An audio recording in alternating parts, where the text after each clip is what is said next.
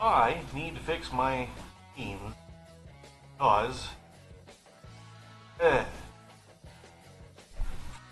Okay. One last thing. Man, getting set up for a stream takes freaking effort.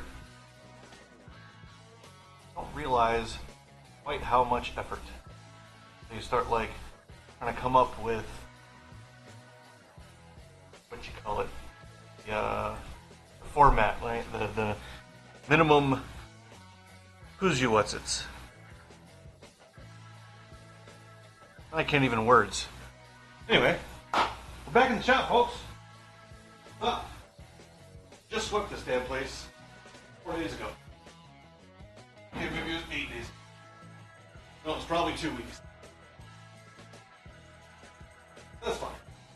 You can sweep again. And again. And again. Till there is no more sweeping to be had. Or we are dead, whichever comes first. Probably the dead. As long as Earth is Earth, there will never, not ever be ever a point where we don't never ever need to sweep ever again. But I'm gonna drive 100 miles tomorrow, try to go do some work, make some money. The car needs some maintenance. Yes, I just doubled maintenance. So, we're going to do a couple of Civic. Okay. Also, I rode the bike over to Honda, grab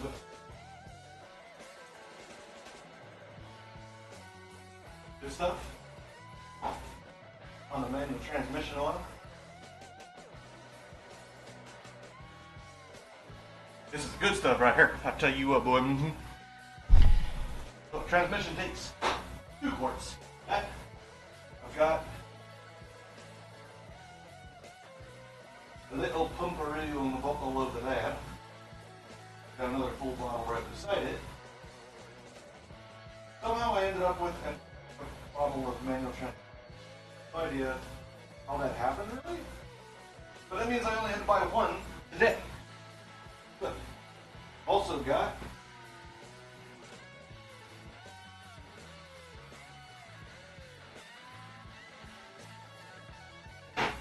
the Earl change. There's raw purple in it.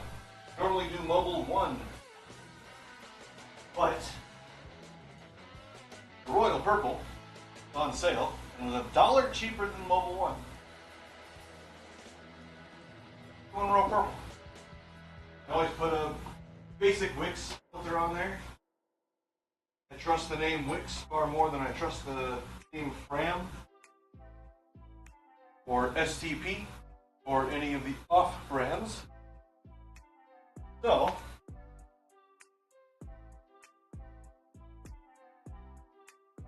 I also just got done recording State of the Union video, which you guys may or may not be interested in. I should just fix that exposure, shouldn't I?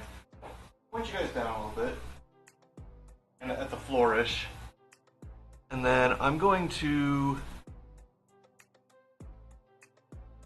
Yes, Logitech, I want you to just not focus ever. Jesus. Oh. Christ. We're gonna just take and I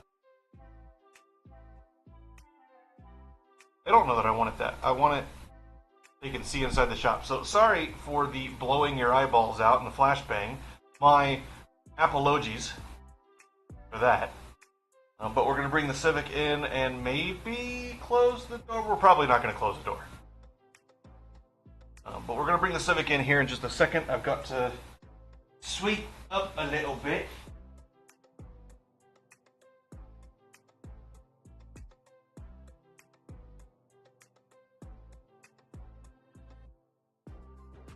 I didn't get to, I should have done it yesterday.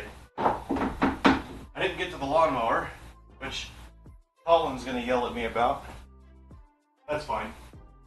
Colin's 3 hours away. He can't come kick my butt. Oh, hee hee, haha. So, it's fine. It's fine. It's fine. I also want to, what I've got to do today, I've got to rotate the tires, do the oil change, do the transmission oil change, just give everything a look over, see if I think I have to the battery again. I don't think I cleaned it 100% last time. So we'll clean the battery again, or we'll check the battery state again, what have you. I really need to fix my freaking meters because I need a galvanometer. I really do. I also need to find a digital multimeter that was in this garage a month ago that I put somewhere. I put it somewhere.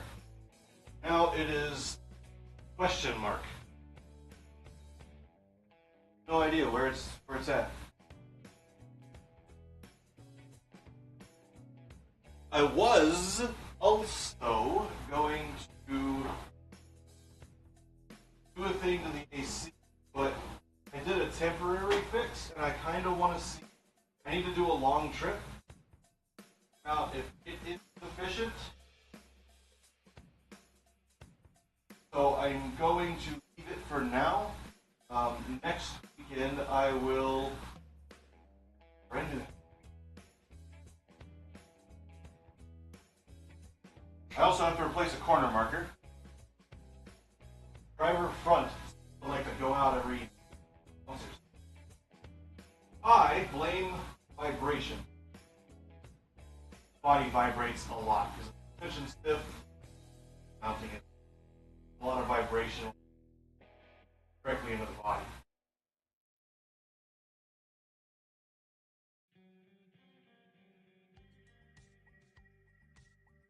But I'm looking around the multimeter, the little black case. And I have no idea where the hecky it went. Not a single thing. Alright, well, I guess let's just bring the Civic in. I keep meaning to get to the lawnmower. Lawnmower's in the garage. I need to do it next weekend. I need to make a discharge chute for the lawnmower next week. I'm supposed to do it 3 weeks ago. Lawnmower's been sitting in the garage for a week. I just have not done it. I blame crippling depression.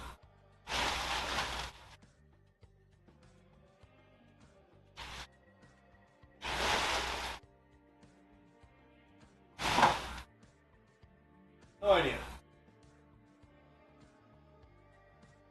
Where the hell that multimeter? But let's pull the Civic in.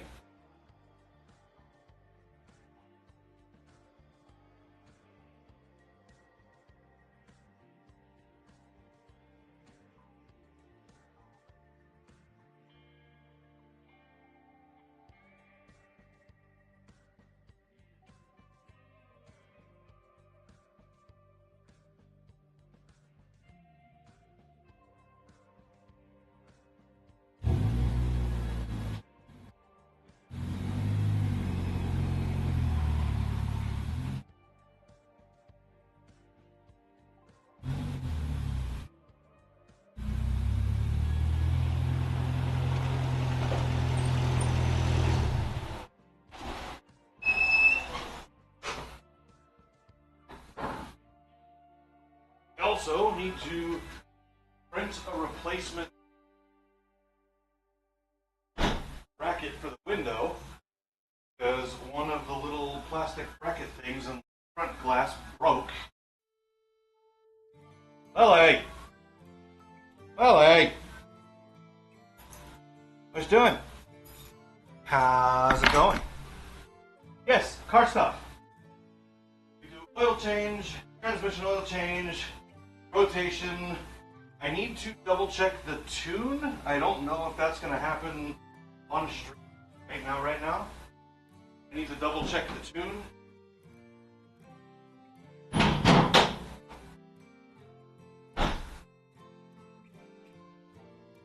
I want to take a look at the battery, because I feel like the battery is corroding faster, like it's leaking faster than it should be. Means I might need to come up with a different mounting solution. Fuck thing, go away.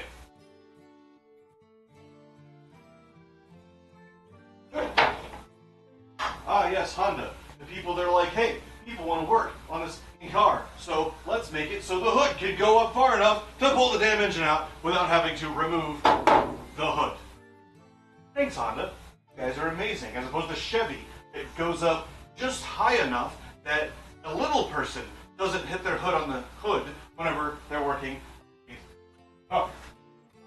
But for those of us that are taller than 3'6", bonk their heads constantly because the hood on a Chevy does not go high enough. And the prop rod on a Chevy is in the fucking center, so you can't do anything because it's just in the way.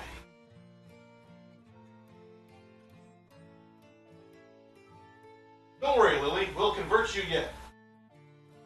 You will be a Japanese automobile lover before you know it.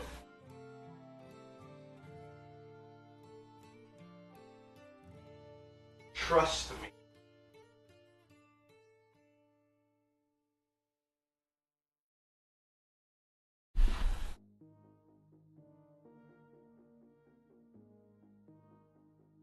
Then you haven't owned the right Honda, apparently.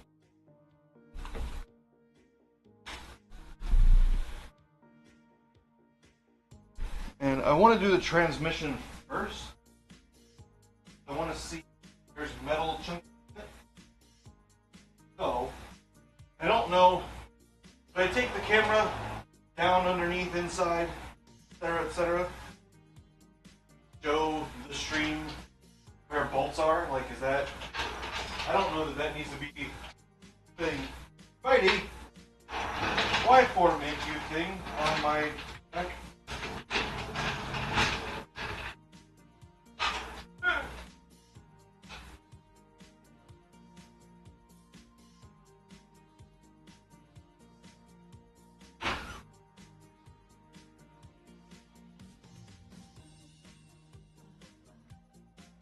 Okay, so you will need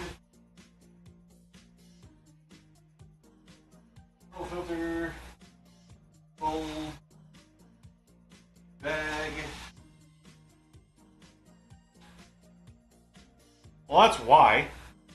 Everything after 1998, Honda allowed the Americans to design them. For whatever fucking reason. So, American Hondas have some of the stupidest. Case in point, I own a 2000 Honda Accord. The 2000 Honda Accord has a Ford cluster in it, designed and built by Ford. Guess what's one of the biggest, most common failures? Vehicle. Don't worry. I'll give you a second. Obviously, the thing that I brought up and made it a point to say, right? But guess why?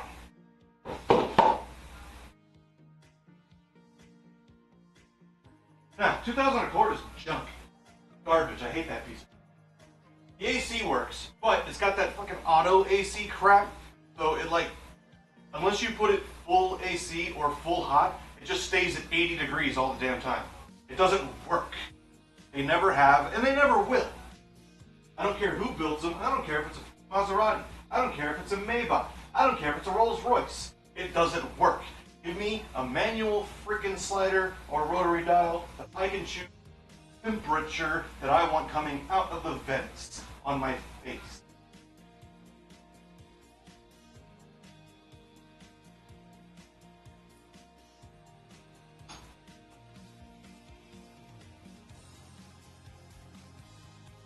because automatic AC does not work.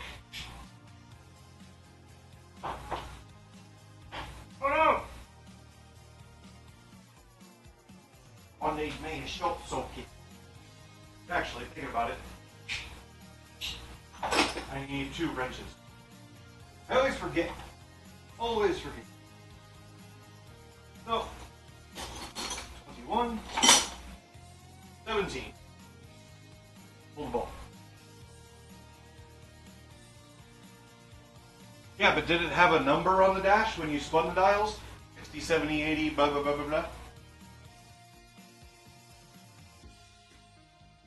Because if it had a temperature number on the dash, it was auto. If it didn't and it was manual, then huzzah. Because manual works, auto does not. But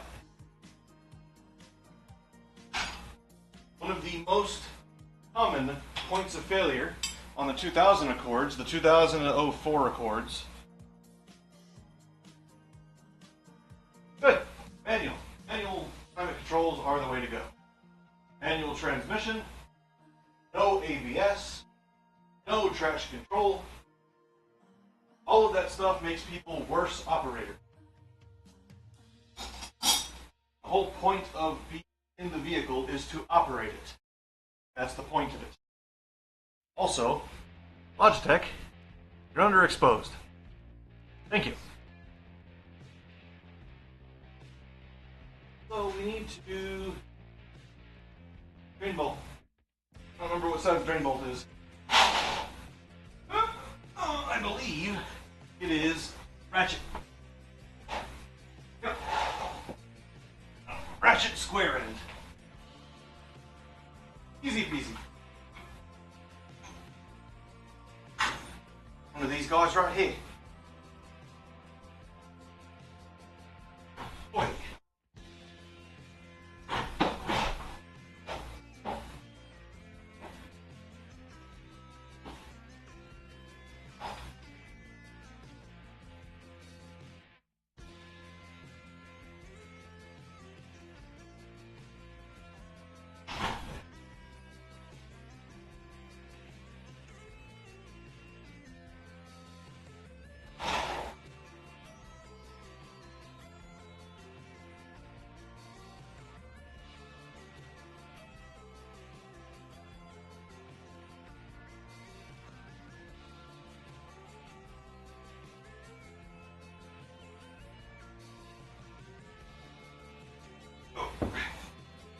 A little bit dirty.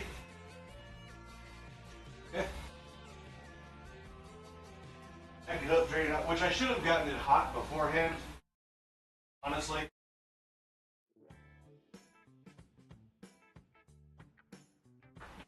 Because ideally, you want to drain your oil when it's hot, not when it's cold.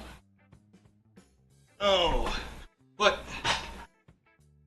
it's okay. Actually, what I do need to look for, I have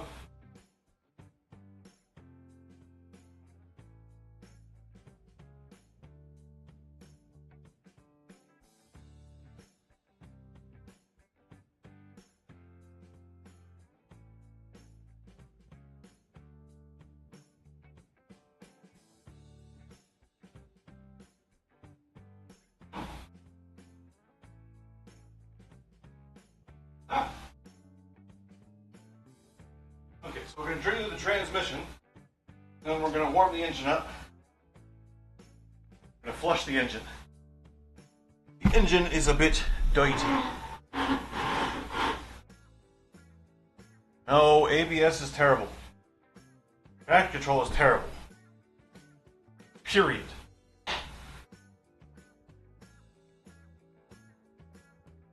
If you don't have traction control, you don't have to disable it, do you? See? Problem solved.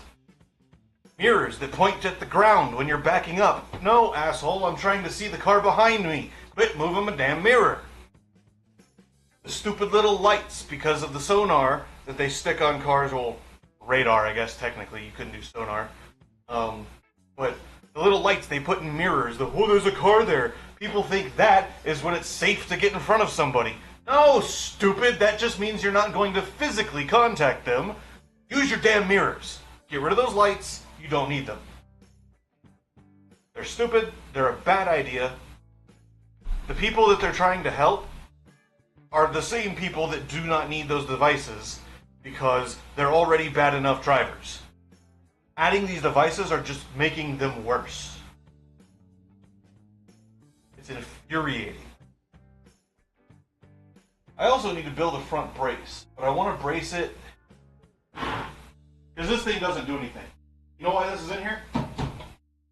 Thing that doesn't do anything? Because it's impossible for it to do anything. The reason it's in here is so I can lean on it. That's why that piece of crap's still in there. But I want to build a brace that goes from a welded plate onto the strut tower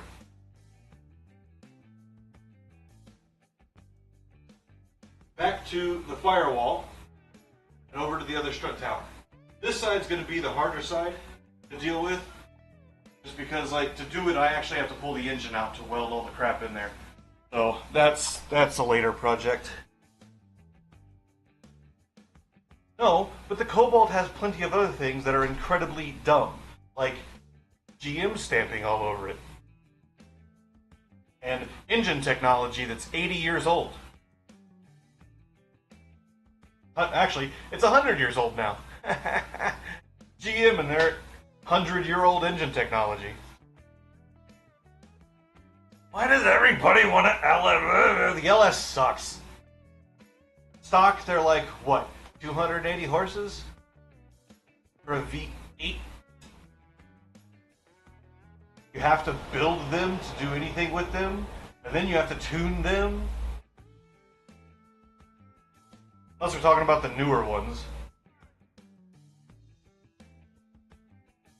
You know what the LS is?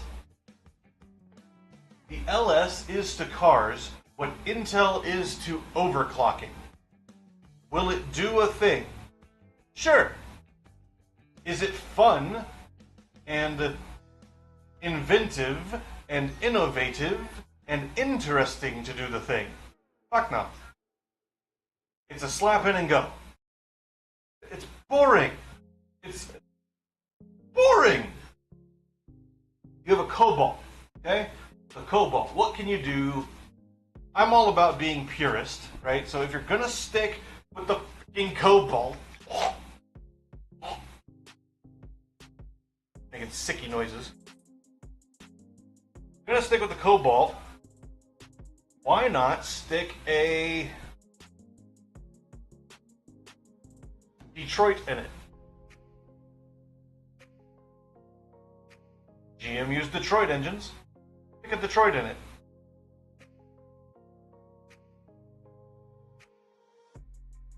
I almost said a Duramax, but the Duramax is one of the worst engine lines to have ever existed. So don't do that. I think the oil's finished. Let's keep up, or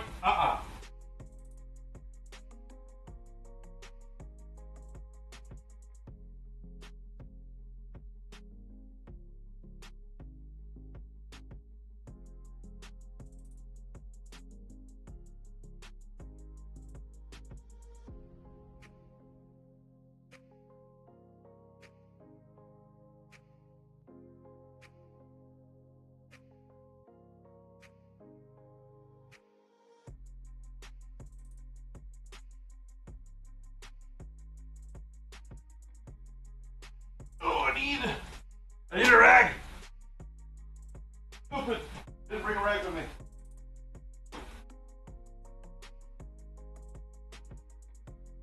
Rag. Rag cleaner.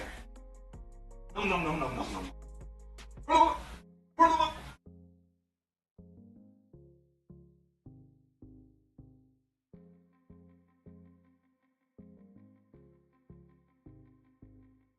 Alright. Let's see what the transmission looks like inside, shall we?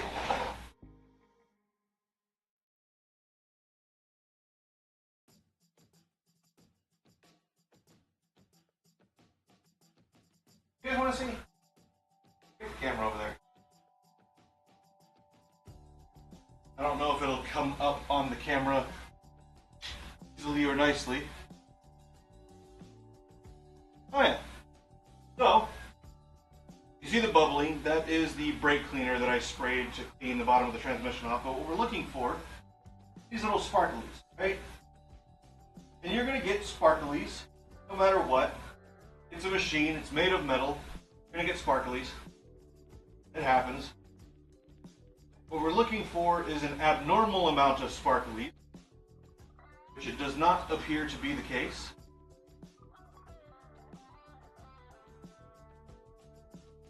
Look like normal sparklies. They're all silver.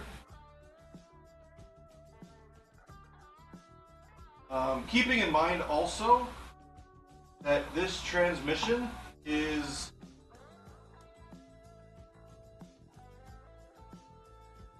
$50,000 miles old, I believe. So we're still technically wearing in the bearing. Come on, these will be fun. Fun. You put a 10-speed transmission behind it, and you put 2 turbos on it, and diesel, V8, fun. Of course, it costs you $600 to drive to the grocery store. But it's fine. I'm going to sit you guys down right here real quick.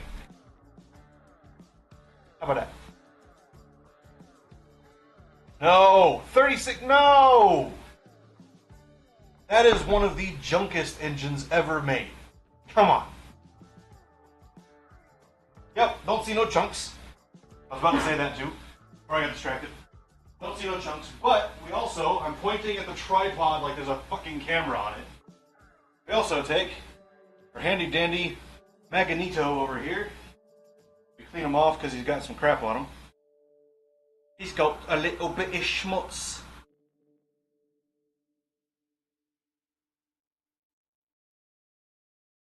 Well, that's why you gear it. Custom gears, and you turn it from torque into horsepower. It's a lever conversion.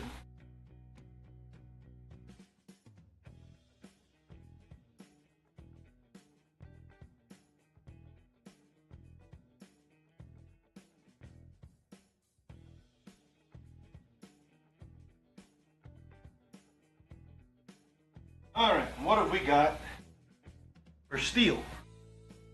The answer is, I have it on manual focus. That's what the answer is. The answer is nothing. No steel chunks at all. The black is corrosion. So that was already on there before I stuck it in the pan. Yeah, no steel chunks at all. Which is good. That sparkly is all aluminum, which is... it's the case material. That's all it is, right? It's not bearing material, it's not synchro material. The synchros are made of brass, so they would be golden in color. The Cobalt's 2.2 struggles existing. The 2.2 and the 2.4 were just garbage engines. Keeping in mind, mind you, that I had an S10 with the 2.2. And that stupid ass square intake. Who the hell came up with that idea? I think yours is going to be, yours is the plastic one that comes forward and down, right? I guess it was a 2.4. The S10 had the 2.4. Yours is the Ecotech, which Ecotech is literally top 5 shittiest engines ever built. Eco junk is what it is.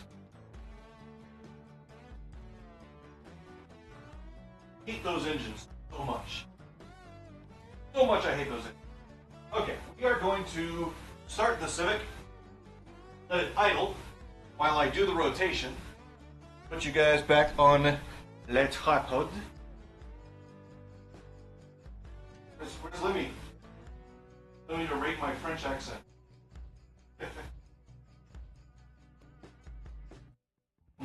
I was about to throw this at the box. Then I remembered. Neodymium. Oh. We're not going to start the engine. We're going to fill the transmission. Order of operations, asshole.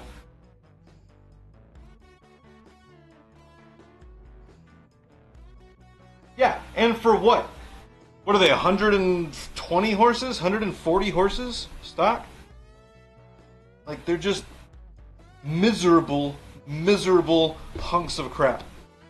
Ecotech.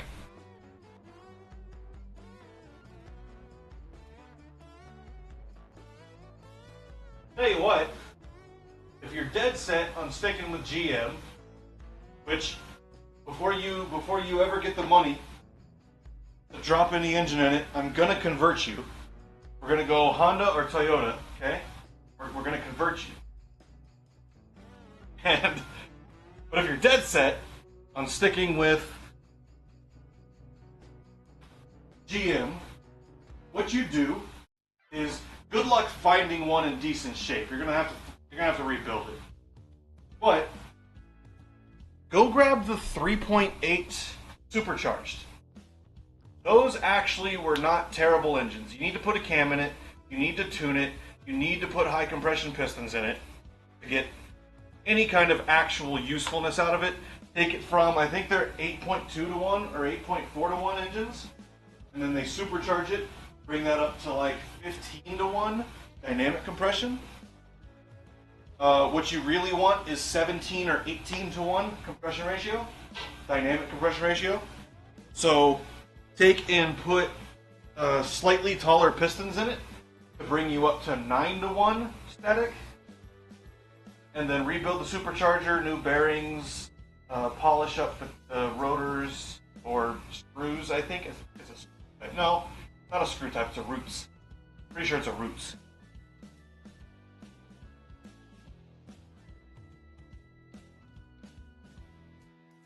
Better people.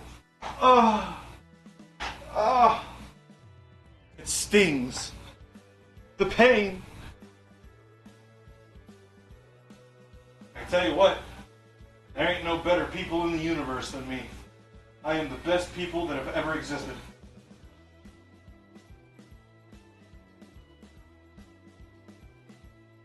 Anyone says otherwise, lying to you.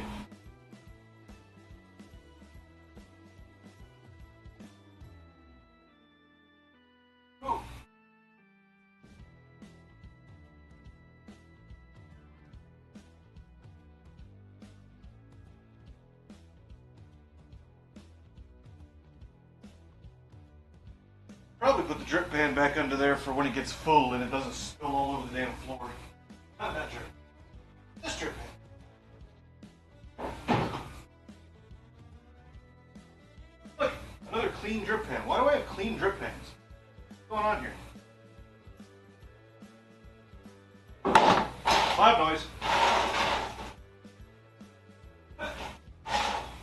Hi.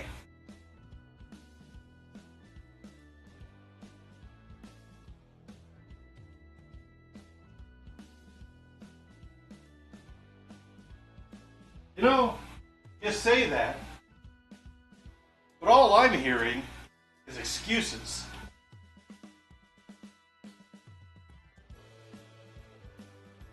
You know what does exist?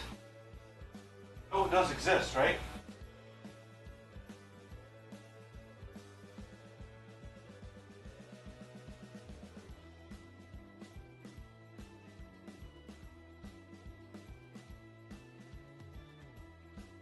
Little bit of ingenuity.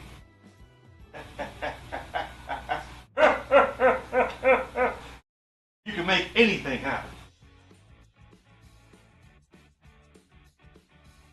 I've seen people stick an LS in a Honda, which is an unholy abomination that should be cleansed with fire. But I've seen people do it. All you have to do is, the simplest solution is to cut the firewall and leave the front end intact, because making the front end all fit back on after putting a big engine in it is a hell of a lot more of an undertaking than shoving the engine up onto the dashboard.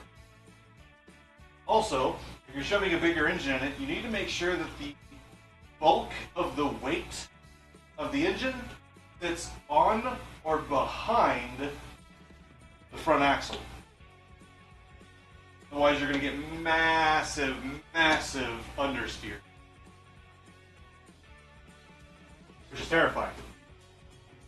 Oversteer is fine. Understeer is scary.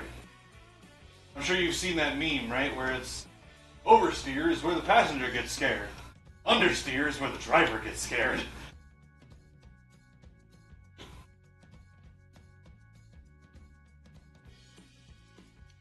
Also, I kind of wish this was Twitch and I could turn up my frickin' shop music.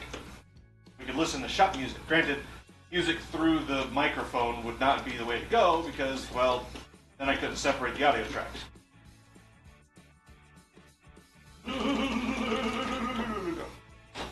Hey. Where do you think you're going, huh?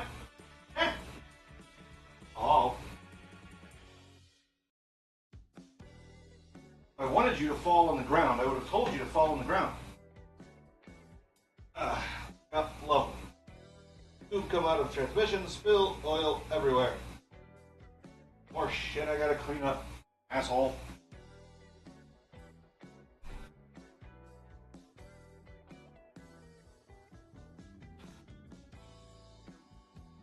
I mean, welding scares the shit out of you.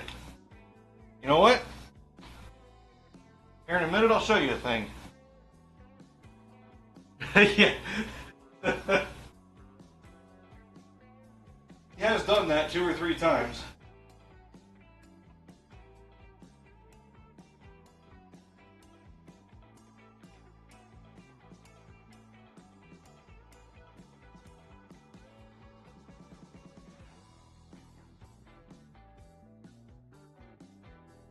I also need to take this off the jack so I can fill the transmission full.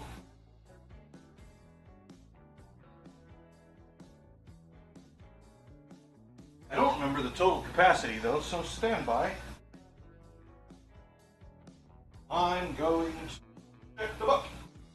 Right here, actually.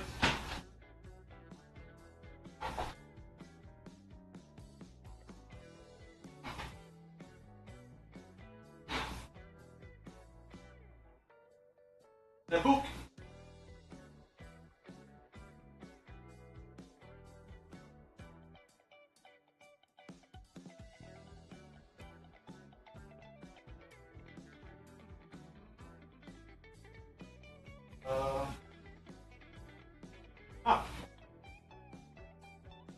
You're dead. Hello, jacket. I don't want you in my book. Not in my book. Thank you. So, I need to go to capacity. It's going to be in front. Specifications. Already there.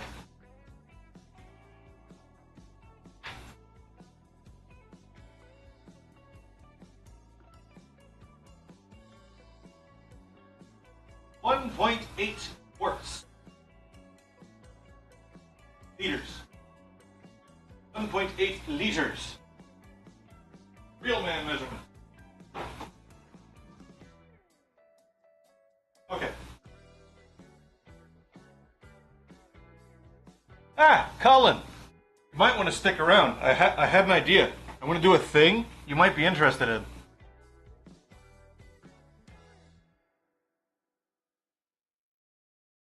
I might do a thing.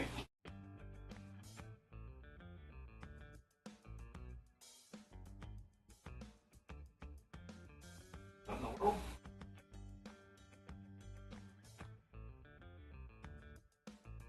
My tube has a tumor. Interesting.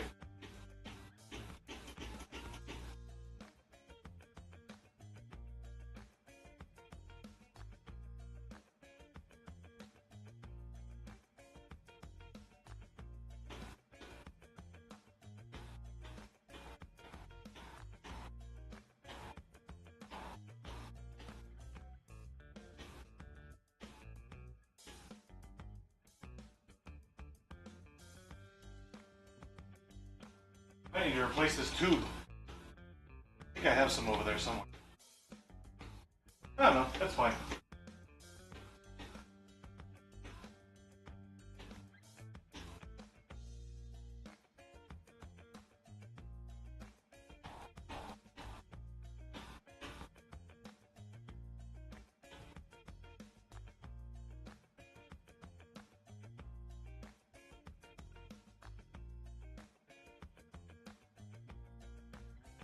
There it goes.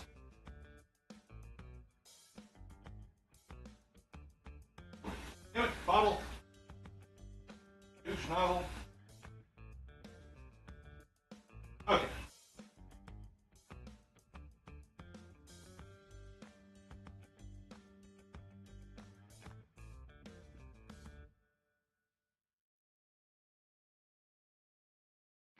It's all over the frickin' floor anyway. Dang no thing, man. 17. Also, my hair is not tied up correctly. It's fine. Freaking annoying, man.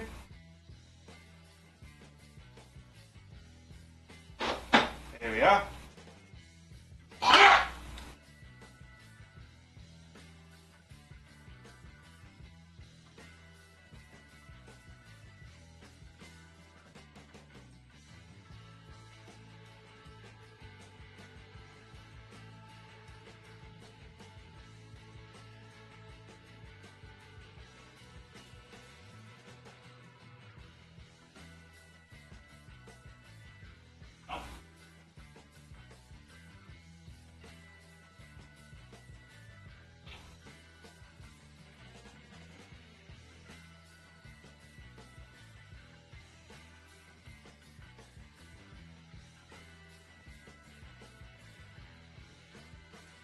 And we put all the oil that's left over. Okay, have fun with your lurk, Lily. Damn it, I didn't put the commands on this stream either. Son of a biscuit-eating bulldog. I do have commands. I promise I know what I'm doing.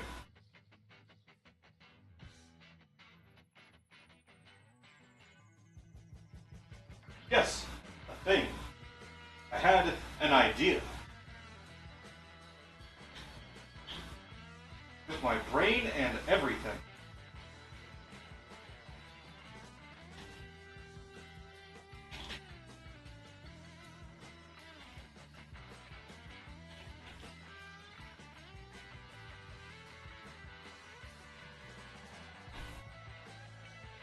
Sure, Mr. Tube. On the floor. That's where you want to be, that's where you're going. Cool.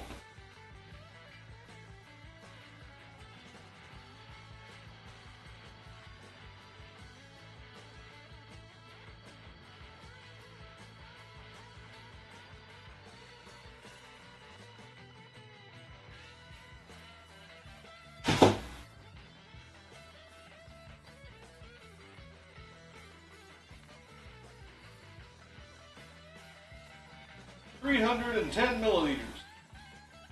Nice.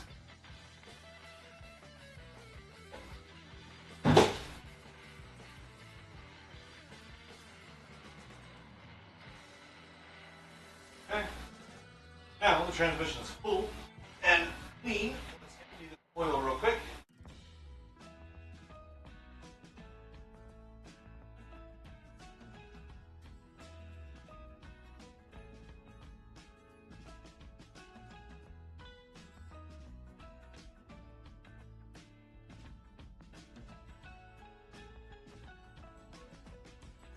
Today is maintenance day on the sim.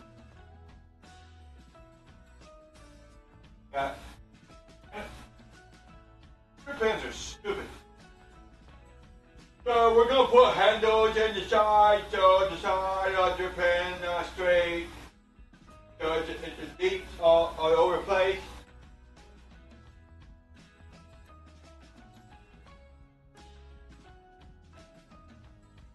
Or how offensive that is. Guten Tag, son.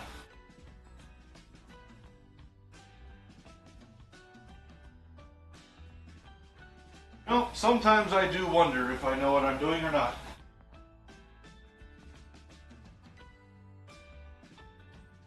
Now, it's going to get probably loud.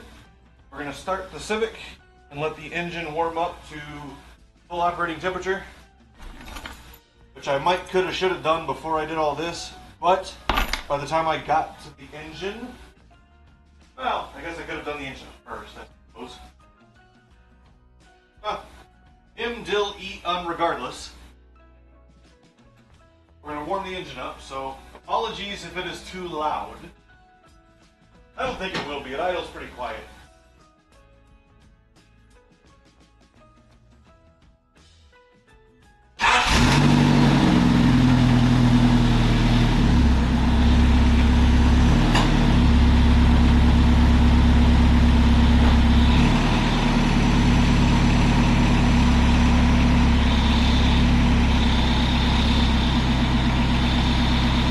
That's a noise.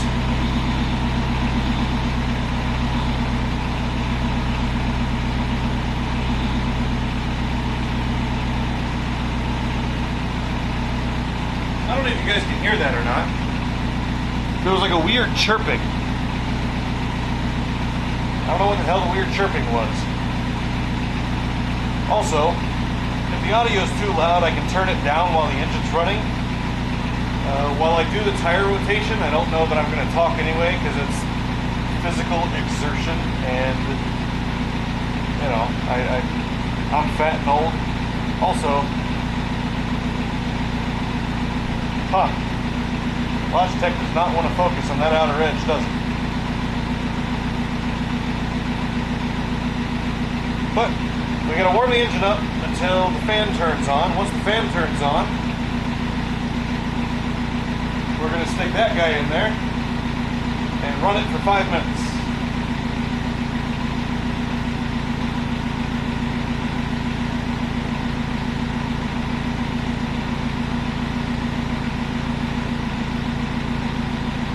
Because I need to flush the engine. So, let's do a rotation.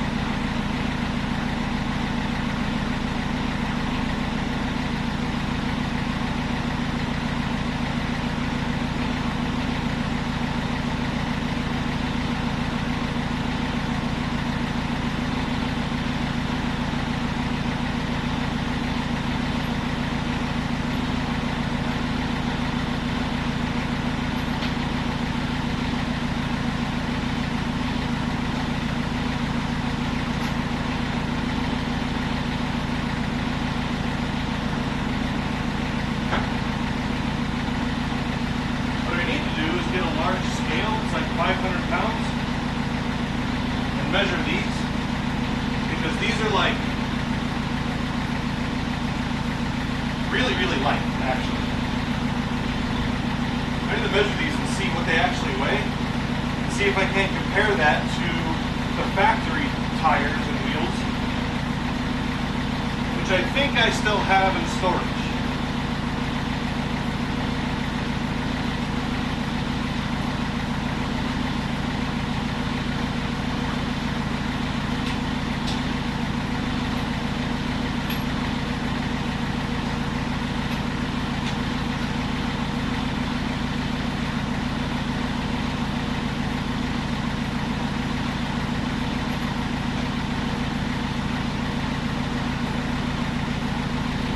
But the reason we're doing a rotation is that. And I can tell you, that's not alignment.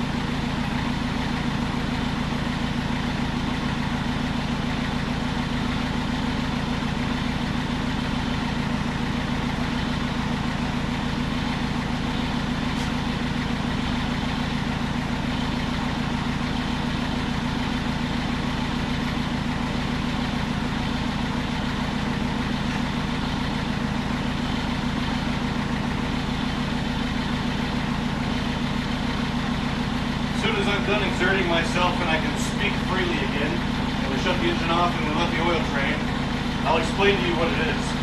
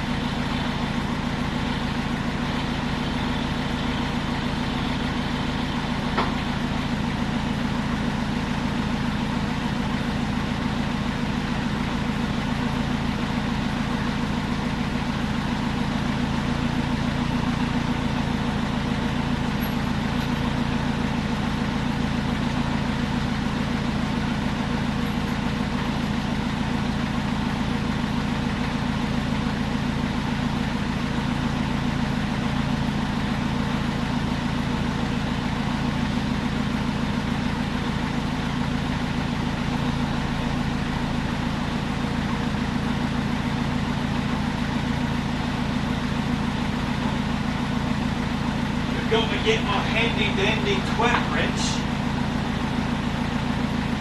T-W-E-R-K, twerk wrench.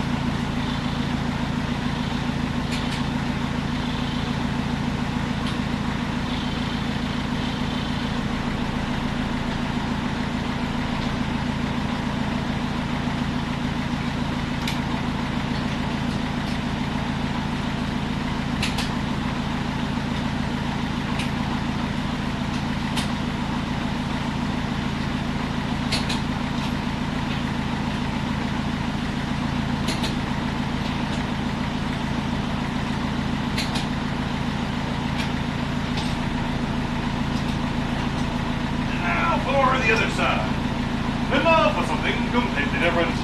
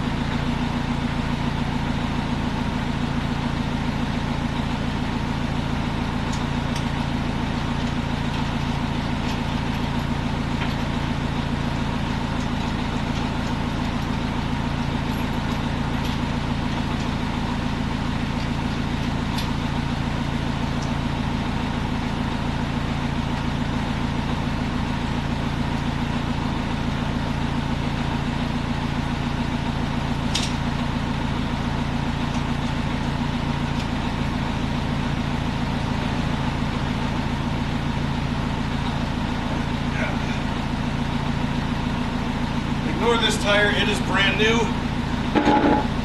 It is not indicative of the wear typical on this machine.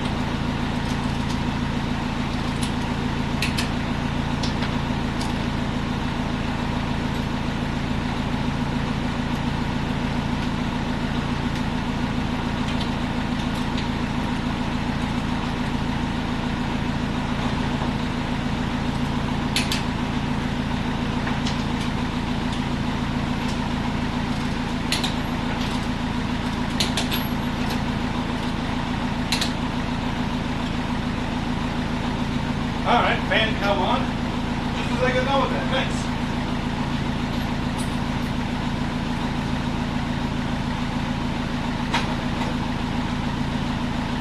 Always remove the tension from your torque wrench when you are finished with it. Always, always, always. Do not store them with a setting.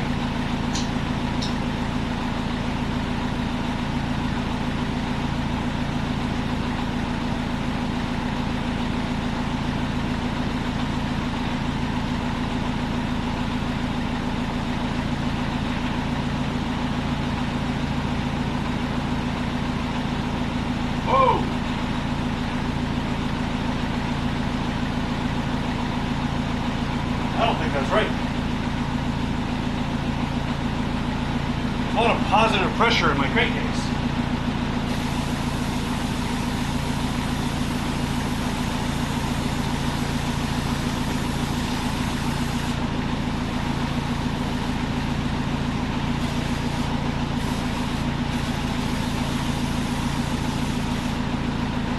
Huh. Alright, well, we're going to shut it off.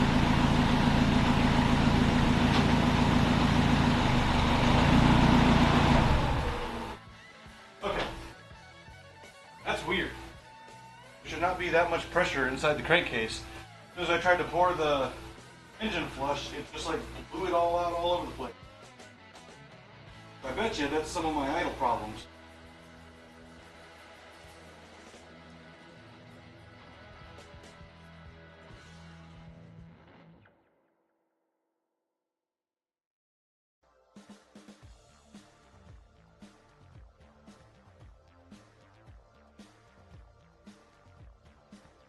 Bottle empty. Cap back on. Wipe this.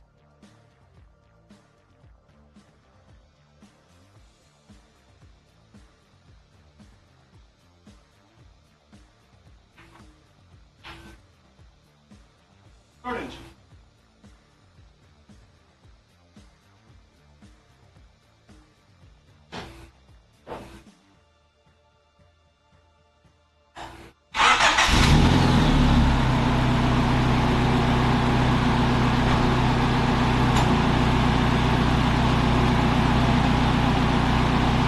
Let it idle for a minute.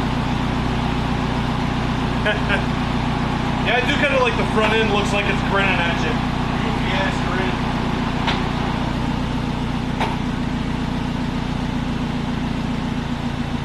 That is one of the things that I do enjoy about this car. Also, from the rear, even though it's a tiny car, with the rear bumper cover missing, from the rear, it looks like a really cute fat girl.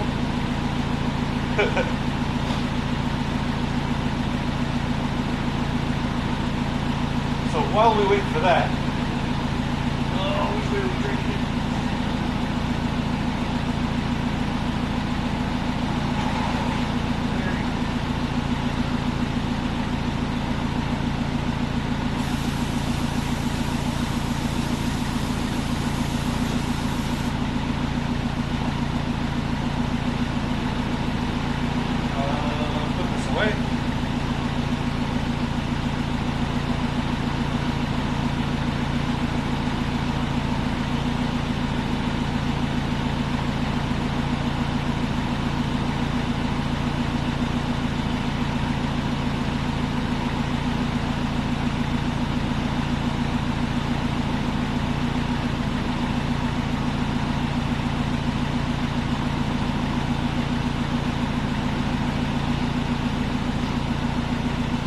And we wait 4 or 5 minutes.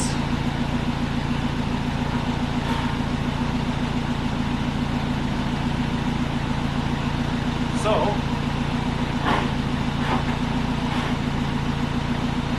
oh yeah, I was gonna do the thing. Yeah, bye.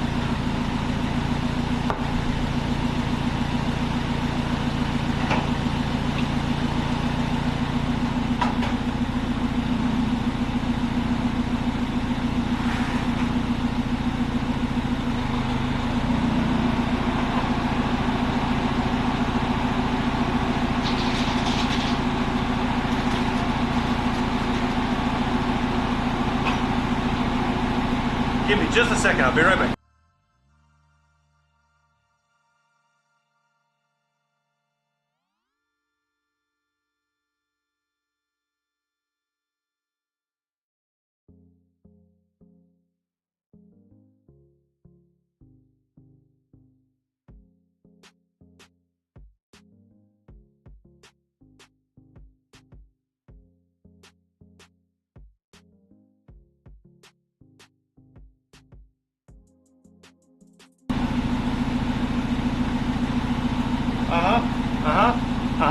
Watch this, watch this, stand by.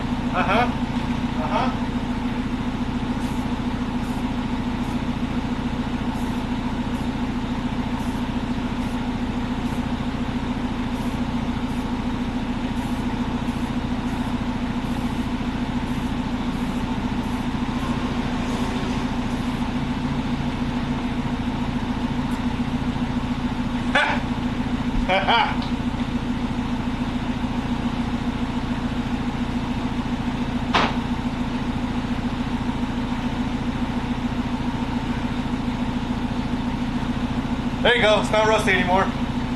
It's painted.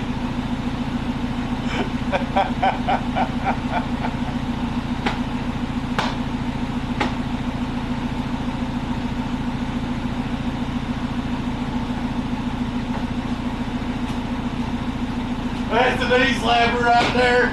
I'll tell you what.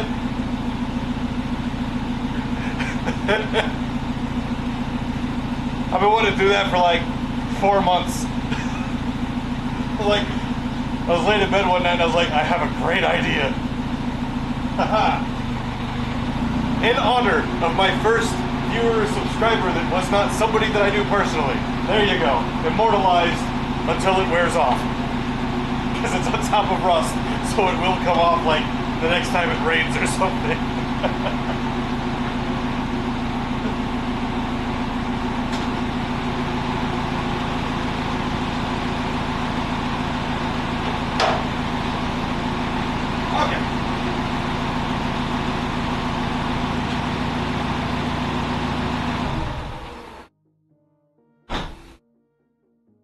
Keys are cold. I had the AC running to crank the thermal energy requirement up, you know, put a load on the engine so it would warm up faster. And the AC, I'll show you guys an image here in a minute. Got the heater box over there, but let's do the oil change first.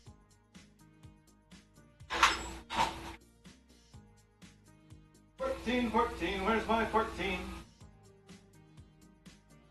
I just wanna know what's on your mind. I don't remember if it's 14 or 17. I'm pretty sure it's 14. But because of you, I might think twice.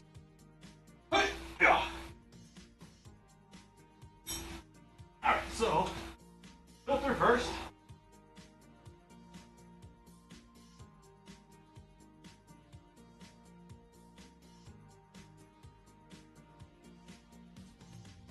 Filter very hot. Very, very hot. Even hot for me.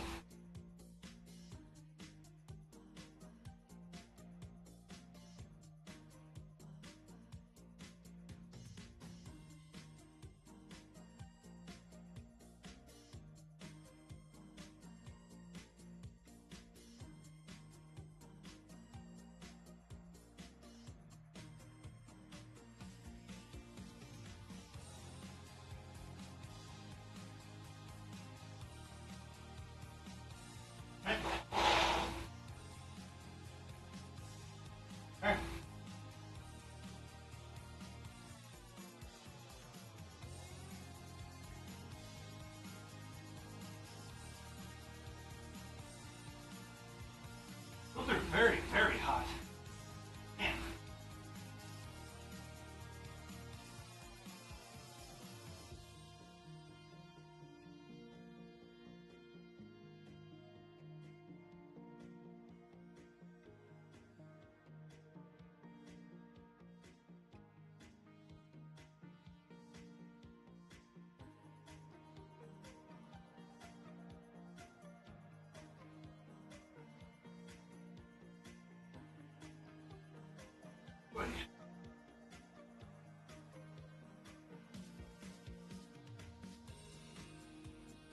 Those are very, very, very, very, very hot.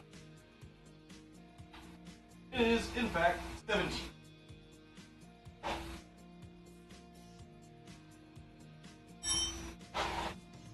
I thought it were.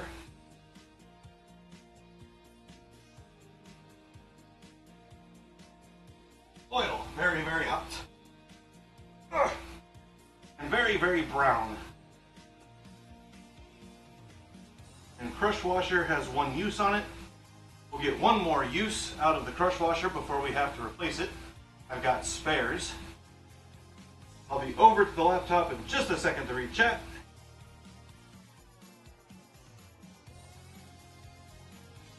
I'd really like to get TTS set up.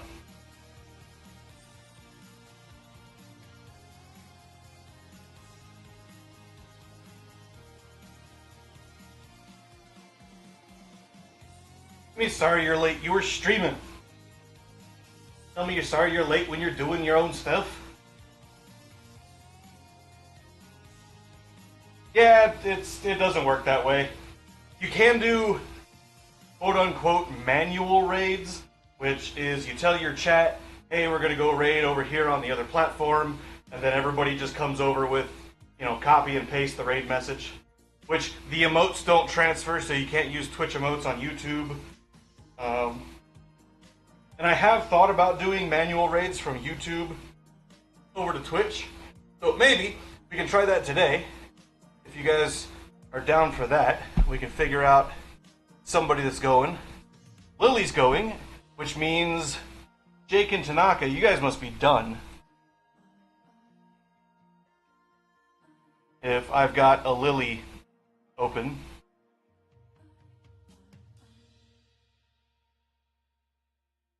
Lily's back in Once Human. Really likes that game, I think. It's good. Good to like a thing that you're doing, right? I'm not going to say that probably two. So I don't know how Twitch counts viewers. Exactly. Because I had you pulled up on the laptop here in the garage and desktop before I went to the store. So I don't know if that counted as two or if it just counts the accounts. So if it counted as two because of devices, then maybe two of them were me. If it counts as individual accounts are viewers, then only one of them was me. I'm going to err on the side of it counts accounts, and one of them was me. So, Jake, did you see the thing I did to the hood?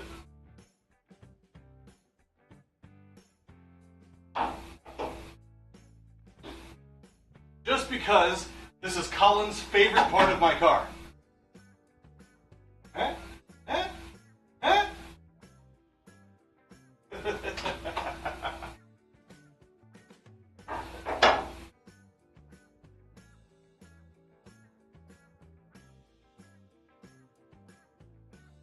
I was gonna put something dumber like Colin sucks or Colin stinks or something like that, but in reality he doesn't.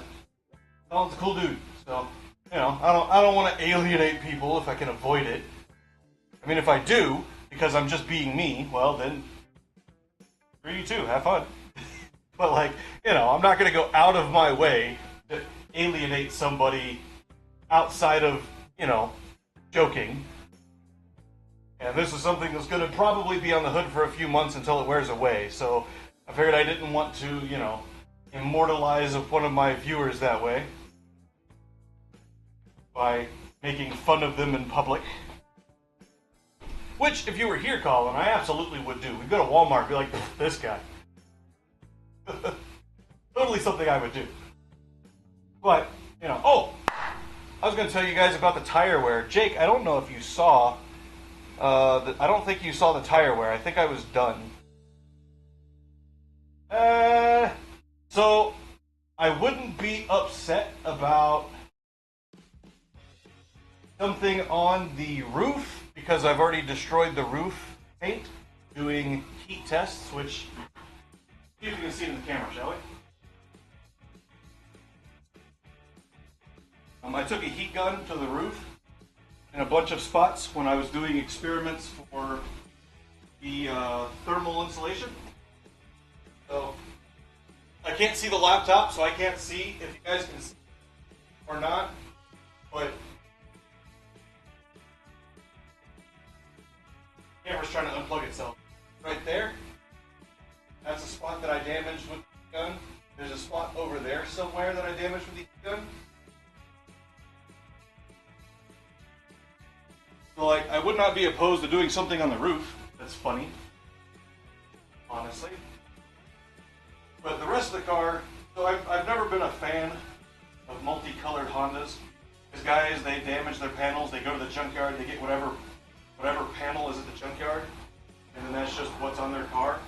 And I don't like that. I like the car. Every time I've gone to the junkyard, excluding that hood that's against the wall that you can't even see because the glare, but behind the vise, this kind of shape right here across the wall here, that's another hood. It's blue. But when I get ready to do the next version of the cowl, I'm going to do plug welds all the way around, so it's not, you know, that crap that I screwed up. And I'm going to repaint. I'm going to strip and repaint the hood anyway, because I'm going to cut it all apart.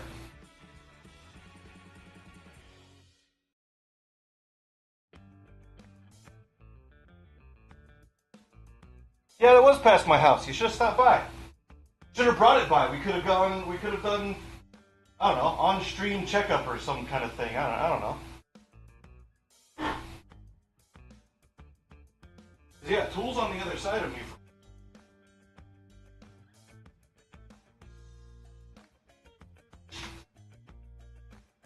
Earl filter.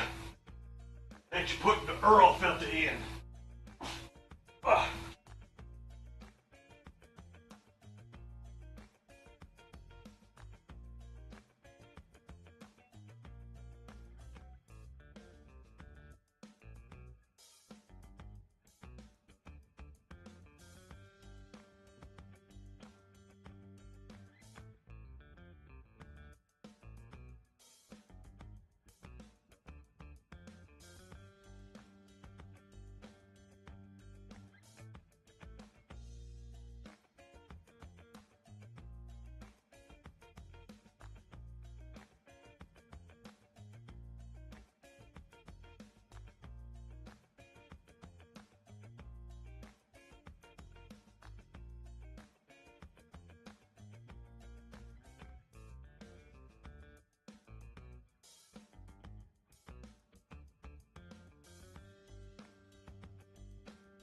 Here's a question for you. Anybody that cares to answer. How tight do you make your oil filter? How much torque do you apply to an oil filter?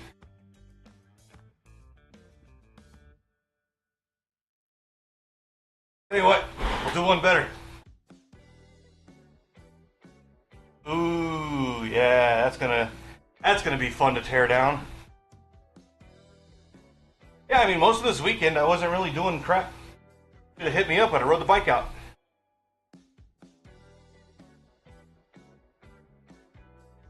Through Friday this week, I'll be up in Pocatello.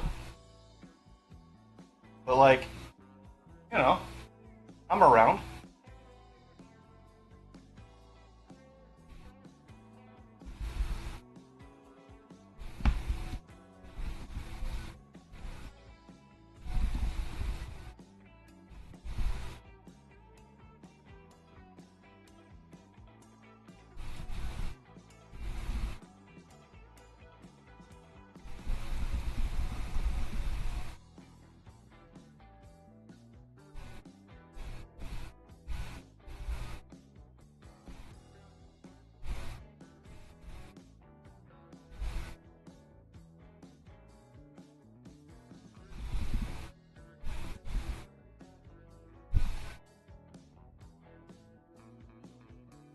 There we go. Get a little poke going. So I go up there, 50 foot-pounds. Golly. Come on. I go up to Pocatello to work at. Did you watch the Jeep transmission video? And you notice that it was inside a shop? I go up there for, honestly, peanuts.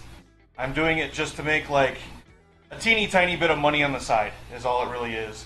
So it's like, you know, buy some groceries kind of money.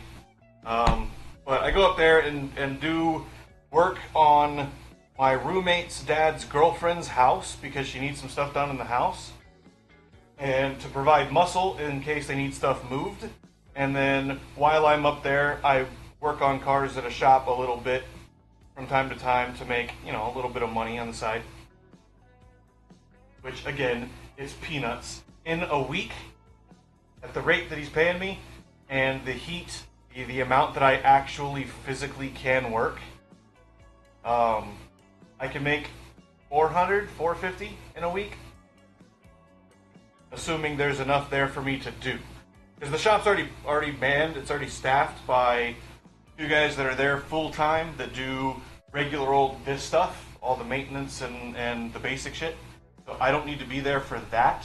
I mean, I could sell myself and be like, hey, yeah, I can do all of this. Why don't you use me instead of them? And I can, you know, do all this stuff. But my body can't handle the heat like that anymore. I can't work 12, 14 hours a day in a shop.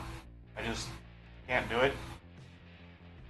So I go up there, I do between 4 and 6 hours, or 4 and 8 hours a day. depending on if there's enough to do 4 to 6, 8 hours at the shop. I don't work on the ground because the ground's all covered in oil and it's nasty and I ain't laying in that. So if there's nothing I can do because there's no lifts available, I just don't do it. I'll go home. Because the stuff that they're doing that is maintenance is more priority to get the stuff out of the shop than the stuff that I'm doing, which is diagnostics and long-term kind of more project stuff, bigger jobs. So my stuff takes a back seat on the lift to the stuff the other guys are doing, and that's fine. It gives me time to go do the other things up there that I need to do, working on houses and stuff. I just did an AC job on that van that I had, that I made the video of, that I did like that 9-hour stream or 11-hour stream last year. I just did the AC on it because the expansion valve had failed. I replaced it. I started recording, and then I realized that there wasn't even any way to show what needed to be done because the camera wouldn't even fit in the hole where I needed to put my hand. Like, I had to squeeze my hand into little holes to get to stuff. So it's like, there wasn't even any point in doing it with the equipment that I have. If I had like a macro lens or a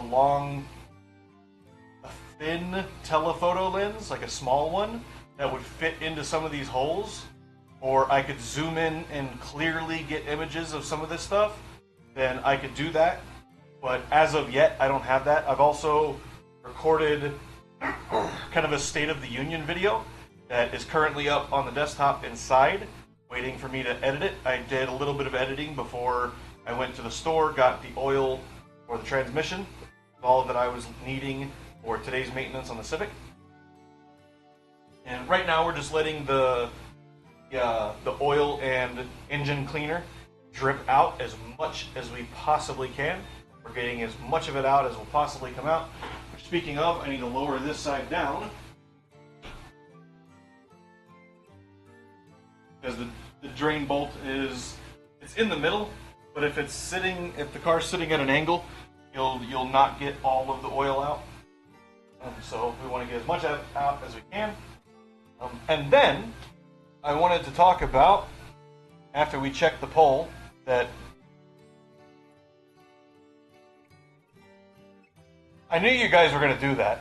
I knew it, you know? I had it in my heart, and I was like, this is a dumb idea.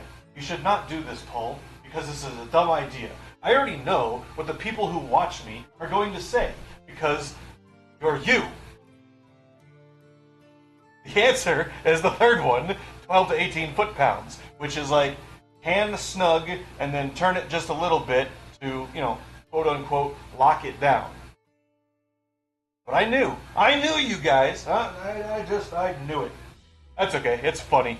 Yes, you put all of the torque on the oil filter. All of it. Every single ounce.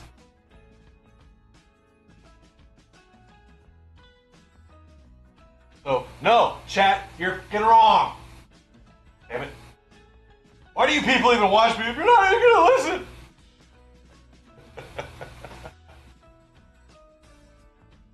Anyway, I was going to talk about the tires, and then I completely forgot. So, for those of you who did see the tires in the image a minute ago, imitate!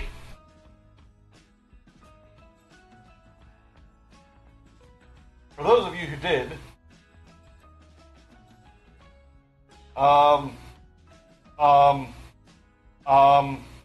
apparently you've never pulled an oil filter off from a Jiffy Lube or a Walmart job.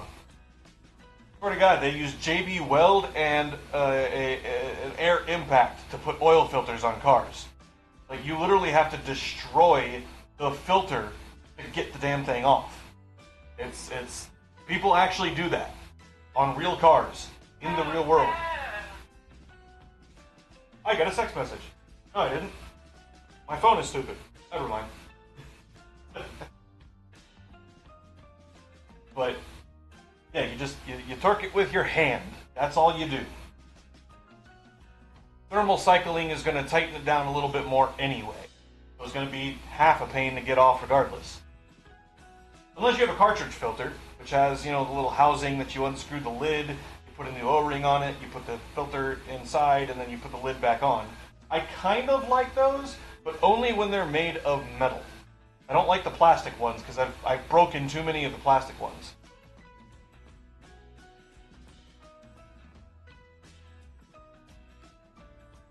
Is that the kind that goes like underneath the engine? My Ninja 250 was that way, where the oil filter was a plate on the bottom of the engine, and you had the bolt. Mine was a bolt. It wasn't an Allen, but it was a regular 14 mil bolt that was on it.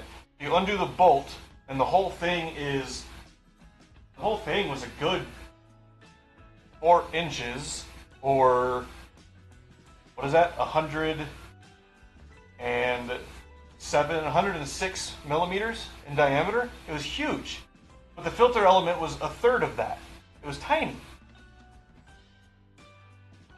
Yeah, and that's, if you have the room to do that, right? Like the Civic, you could do that. There's the room. CV axle's kind of in the way because it's on the long side of the transmission, the far side, because that's obviously where the engine sits. But I've seen ones that you can't do that. There's no room. Chevys come to mind, where they cut a section of the oil pan out to house the filter, and that covers about 180 degrees of where the filter sits, and then the frame of the truck sits on the other side. You can't stick a screwdriver in it. There's no way. You have to have the socket sized for that filter on those engines if they get stuck on. So sometimes, sometimes you can, sometimes you can't. And it's really shitty when someone puts the filter on far too tight and you can't get it off. Really annoying. Going back to the tires, for those of you that saw the tires, you saw how worn they were. And you see how worn the rear one, because the passenger side I had to replace in Arizona, so it's brand new. Got 1,500 miles on it. The driver's side, however, is not that much more worn than the brand new one. So, you can see how much more worn the front tires are compared to the rears. And both the front tires are worn on the inside shoulder. I'll give you 5 guesses as to what caused that on this particular car. And not in general, not what usually causes that, but on this car specifically, why the insides of my front tires are worn far more than the rest of the tire. I'll give you a couple of minutes while I go put the drain bolt back in, and we get a funnel and we start filling the engine back up. Put your guesses in now. Need a rag.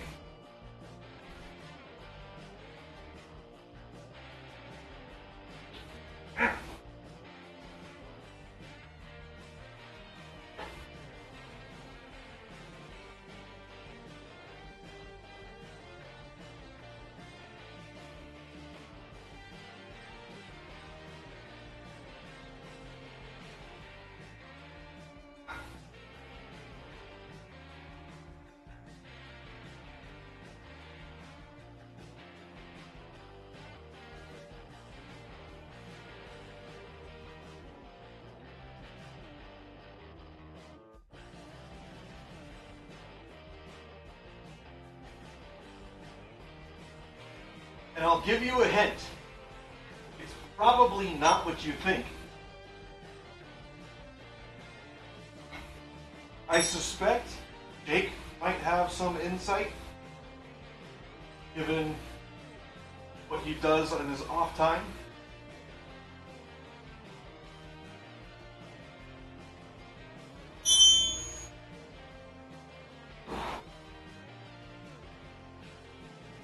Because Jake is shifter cart master super driver man. Or chick, or dude, or I guess however you decide you want to call yourself. Not that it really matters in the grand scheme of things what one calls themselves. Because within 100 years after your death, nobody even knows that you existed. Your existence is not even known outside of the rare case where people are like, oh, I want to go see my great-grandma. So, you know, grand scheme of things, it doesn't really matter. But your hint is that Jake might have an idea.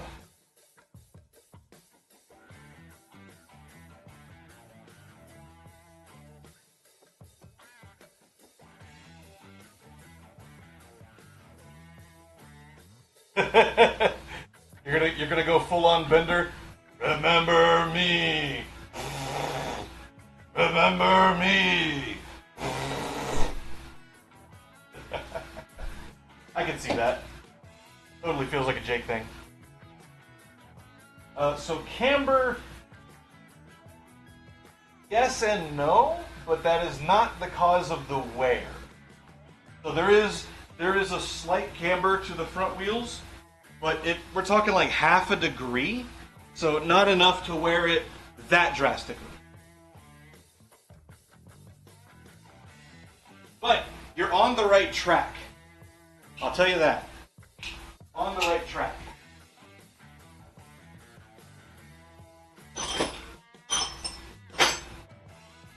And I don't know if it's something, the shifter carts. Do the carts you drive have full suspension or are they hard mounted? Jake. That's my question. If they're hard mounted, they won't do the same kind of thing that a regular normal car does.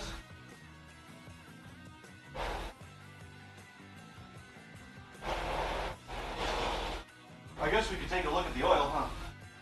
Want to take a look at the oil? So this engine has approximately 60 or 70,000 miles on it. The pan was not perfectly fit, so you can see there's no swirlies in there right now.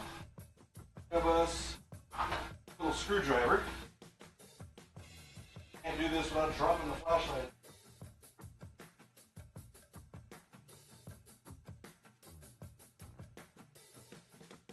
There's some swirlies. Very, very light swirlies. Oh.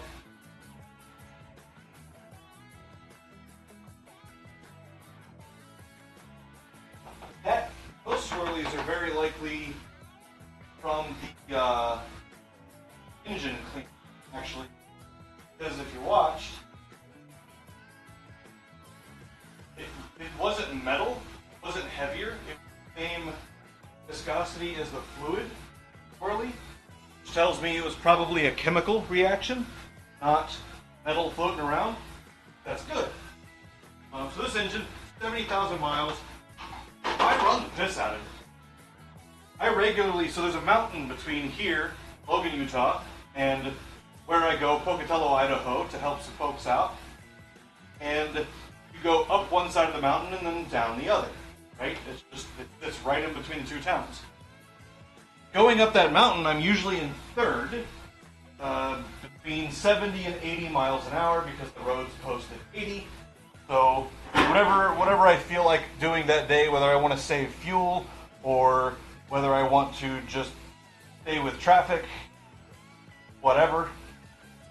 In third, at 80 miles an hour, I'm at about 4,500 RPM, 4,700 RPM, something like that. I can't remember exactly, but close to 5 grand, which these engines love. The Honda engines, they're kind of built for that specifically. So it doesn't hurt it at all sitting there like that for whole minutes. Oh, I'm way behind on chat. Right turns at high speed.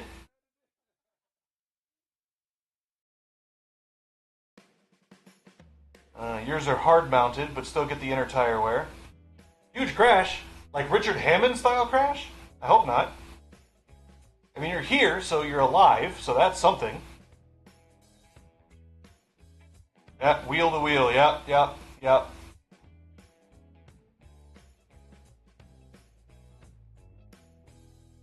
So, yep, Jake's got it. Tight turns at high speed. So, in my effort to maximize fuel economy, to reduce fuel usage as much as possible, I take corners at high speed so that I don't have to hit the brakes, turning my fuel into atmospheric heat, and then subsequently having to speed back up and accelerate again. You know, trying to maintain as much speed through the corner as possible. It's racing techniques that I use, but the end goal is fuel economy. The less you have to speed down, the less you have to speed back up when you get back out of it. And taking high-speed corners, apparently even with fixed suspension, or non-suspension, I guess, with fixed mounted wheels, wears the inside of the... So if you're turning right, the inside tire. Because the inside tire is going to turn and you're going to scrub it sideways out of the turn. So you'll put a high load on your outside tire, and the tire on the outside, since it has a high load, will flex and will stick to the road more evenly, where your inside tire is going to lift off the road and scrub, which causes tire wear. Most especially, and especially with suspensions, because suspension does not keep wheels perfectly square to the ground as the suspension travels all the time. Like, you've seen Volkswagen suspensions. That's their purpose. They have 27 arms trying to keep the wheel perfectly planted square to the ground in every situation. That ends up meaning the suspension is very complicated, very convoluted, very complex, and quite expensive to produce, to manufacture, repair when it fails, etc., etc.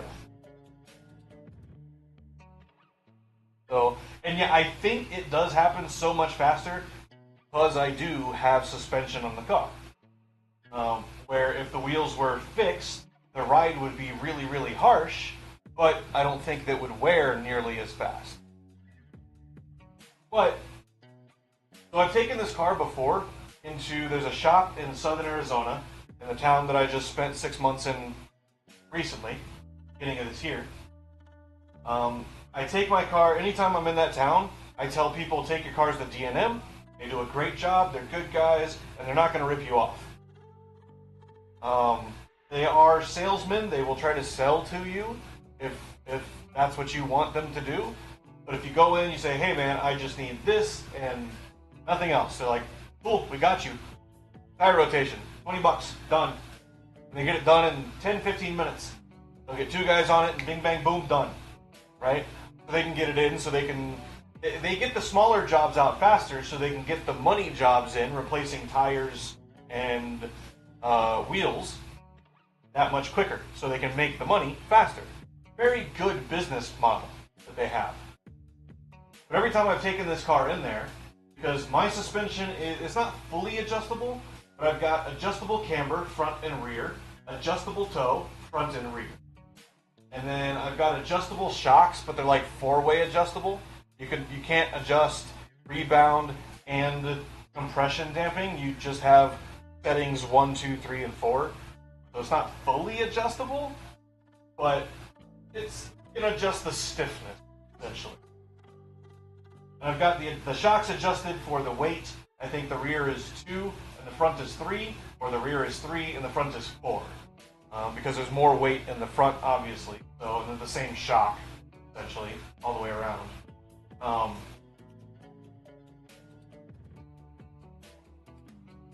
But with all of that, every time I take the car in, they're like, I'm amazed that you have 4-wheel independent suspension and these tires wear this evenly. And they'll ask about the inners, and I'm like, I take corners hard and fast. And they're like, that's just the inner though. The rest of the tire wears perfectly square. If I didn't take corners hard, all 4 of my tires wear perfectly square. With the front wearing faster because there's more weight and there's tractive effort being applied to the fronts, so you wear them faster. If I did rotations regularly, I could make these tires last probably 30,000 miles, which, given that their tread wear rating 300, which is low, mind you, they're very, very soft tires, is quite the distance. I can make these tires last a very long time if I really, really focus on it. I don't like to, though. I like taking corners hard. So now that I've got good tires in the front, I can go back to taking corners hard. Huzzah! to dump this oil, I want to show you guys gearbox. I want to show you the side, and I want to look a thing up in the book real quick before we end the stream. So let's get the oil draining. Got me a 55-gallon barrel over here that I drain my oil into.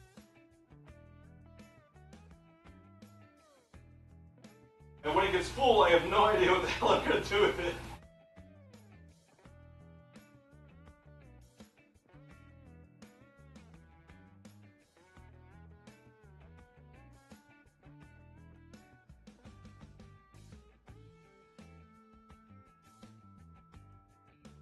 But as often as I do oil changes here, I've had it for 2 years now, still haven't filled it up halfway. So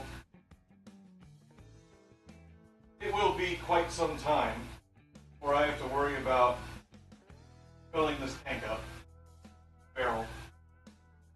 And it's got a lid, so I don't have to worry about if I go to pick it up and transport it somewhere. I don't have to worry about it spilling all over the place.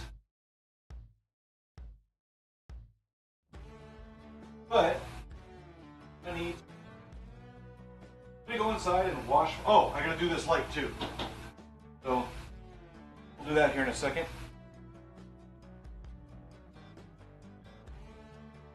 I'll be right back. I'll wash my hands.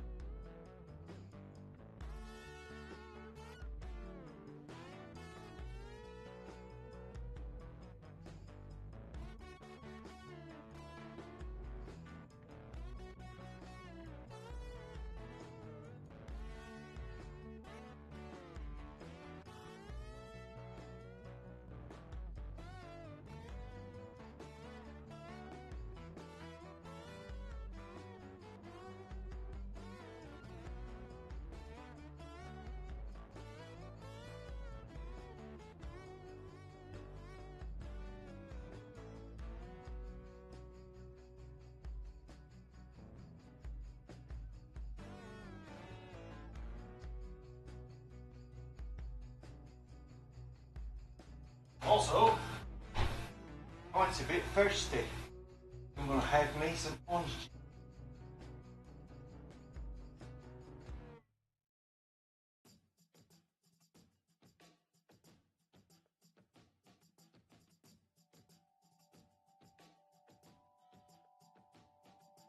What I might could do,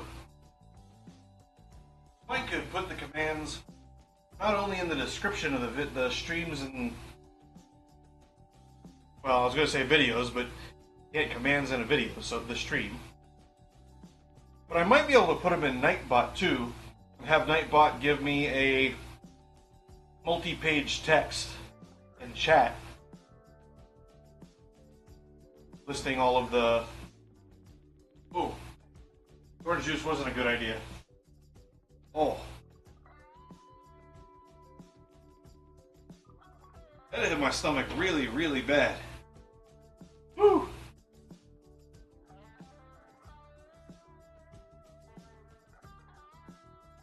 High acid drink on an empty stomach, working in the heat. Probably not my smartest idea. Anyway, put engine Earl in the engine.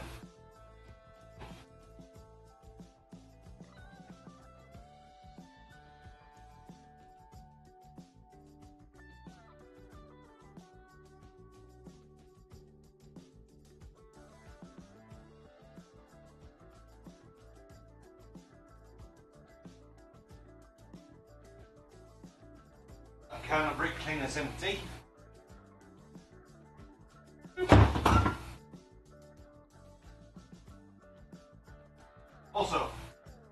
you have sprays, always keep the nozzle straws.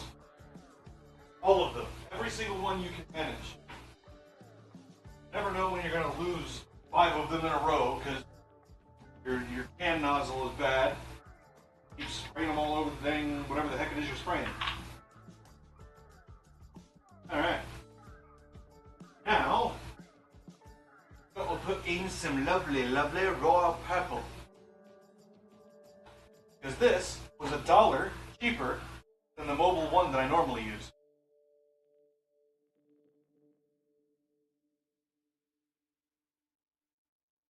This bottle pours terrible.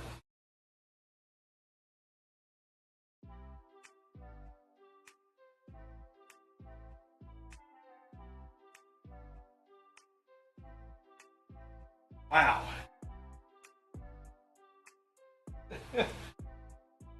Drips all over itself.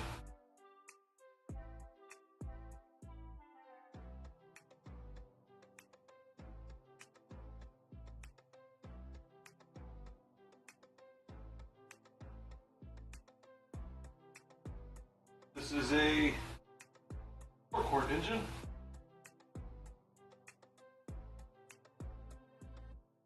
This is a 5-quart bottle.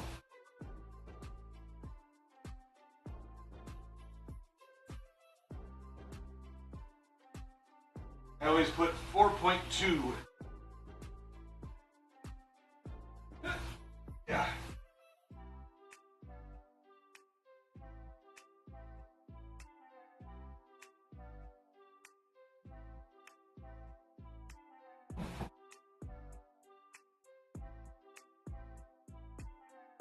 Level, okay.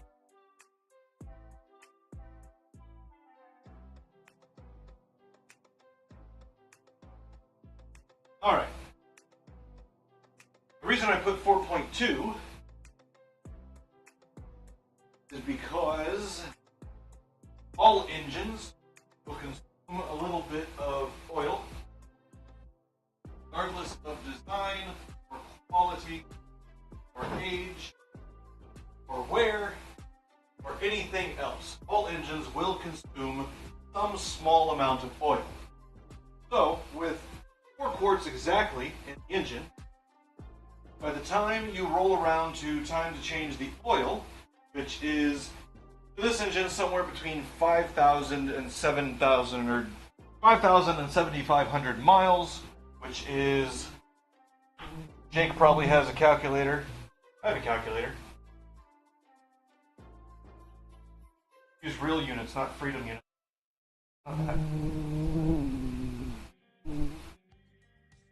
Length. I need miles. Miles. Sure. Which is 8,000 kilometers. 12,000 kilometers. So somewhere between 8 and 12,000 kilometers, depending on engine duty cycle. Yes. If you're running it lightly, you can go longer. If you're running it heavily, like I do, under power most of the time, climbing hills, you should change it more frequently. Obviously, hence. I change my oil not based on miles, but based on oil condition, which is what everybody should do. Everybody should replace their oil based on oil condition, not the number of miles on the engine.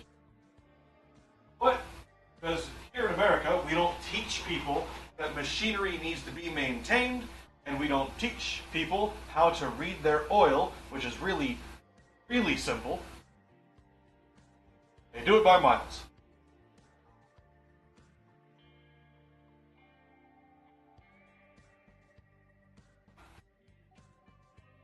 I think the Brits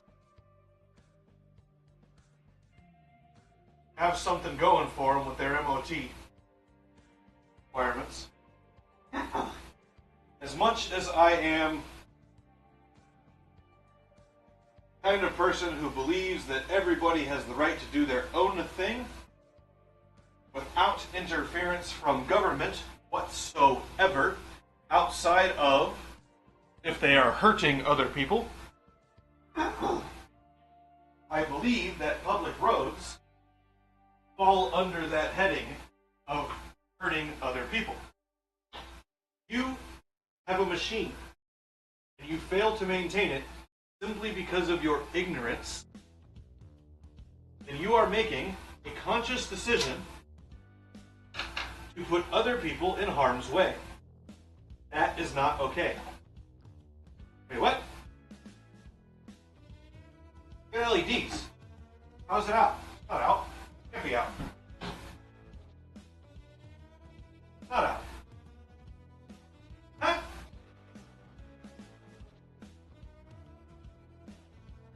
Oh, the socket's broken. Okay, that's right. I don't have the money to replace the harness right now. Okay. I remember.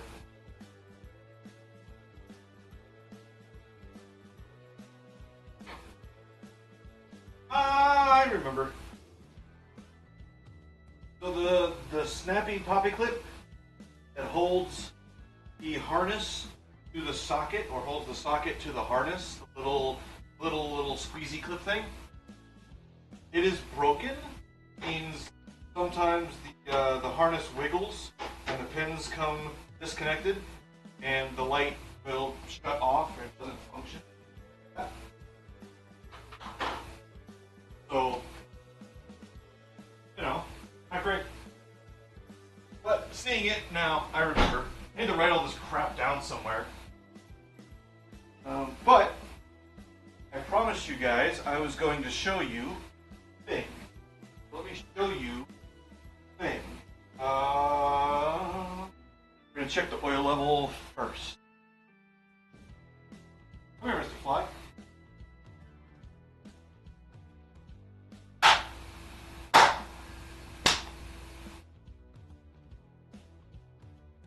Oh, Black Betty, lamb, lamb. Then word on the mind, bam, lamb, that thing go blind, bam, lamb. Sit on, Black Betty, bam, lamb. Word on Black Betty, bam, lamb. Oil level is oops. I need to check steering belt. Good. Alternator belt. Tension. Good. Power steering belt. Tension. Good. AC belt. Tension. Too far away. Turns on and does the squeal, so it's good.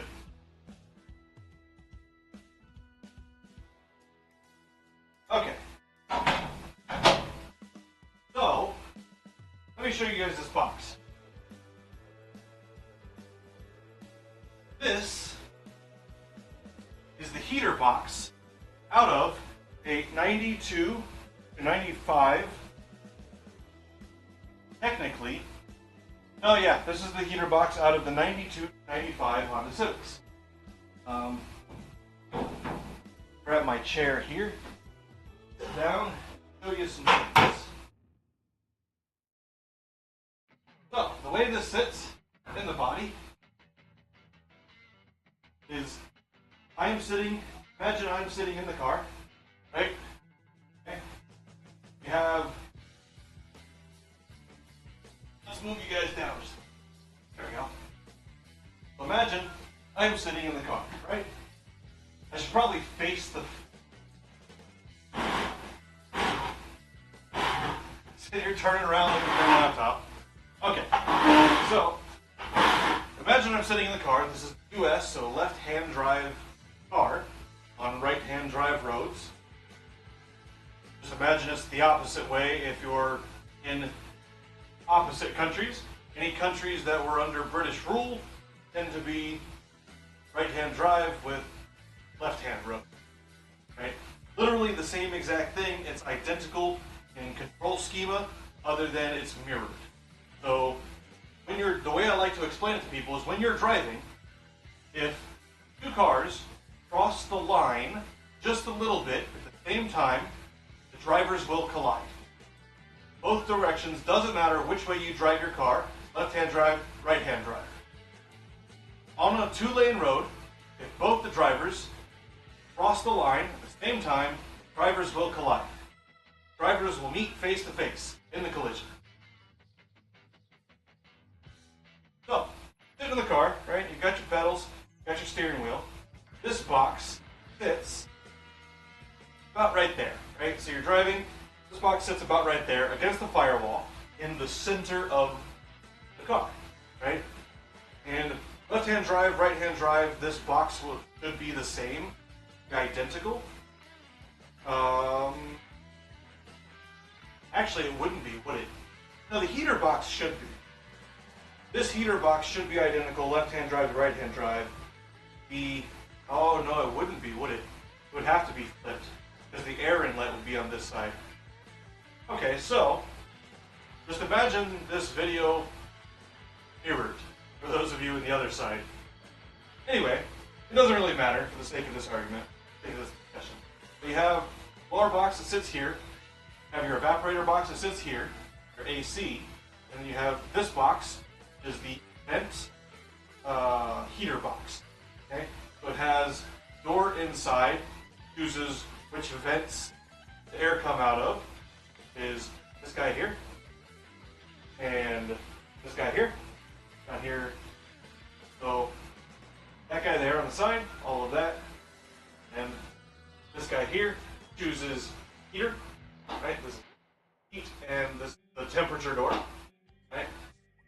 So I have discovered that the reason why 92 to 95 Hondas have such abysmal HVAC system, heat sucks and the AC sucks both, right? It's passable when the vehicle is brand new at best. Is it survivable? Not good.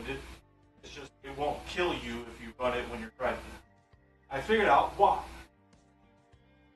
So, if we look inside here, this whole region, the opening, the evaporator box. Technically, it's right here, right? But there's a gap in here. You can see that little gap in there. There's a gap here. As you move your arms, two doors, this door and this door, and that moves air either into the heater or not into the heater, right? Then you have this region back here, which is controlled via this mechanism, which determines whether the air goes through this opening, which is the defroster, or this opening is the vents on the top of the dash that faces up and across the roof, and then the face vents, right? This mechanism controls this mechanism controls this. Notice, you want just AC, okay? You want only AC, you want it to go through your face.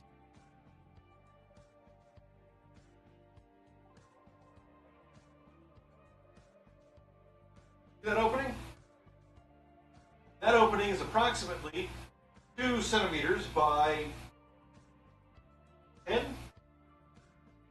compared to this entire facing, which is how much airflow is actually attempting to occur. Same thing with this. Put it on defrost.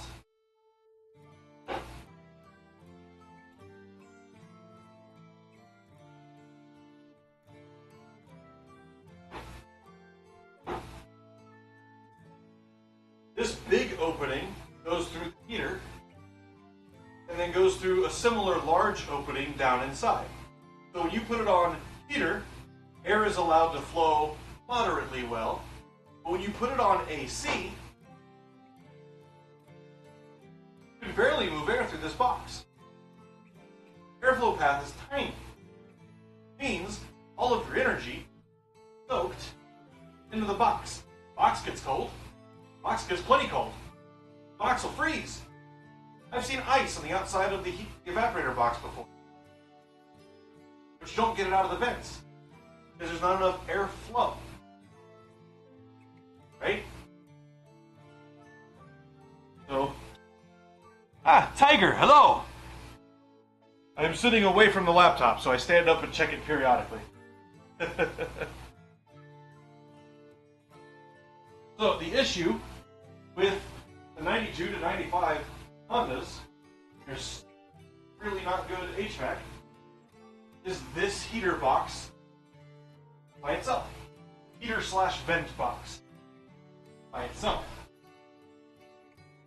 I will now take you inside, show you. I have to tie this, so pardon me while I do that. Okay. Come on.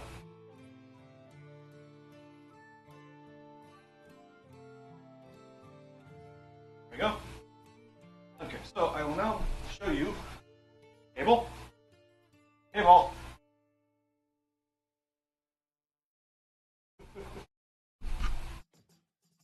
You're going to be playing any, I imagine you're going to be continuing with Bell right there, Tiger. Looks like you guys are having a blast with it. Always a pleasure. Sorry for the super shaky camera. Door's locked.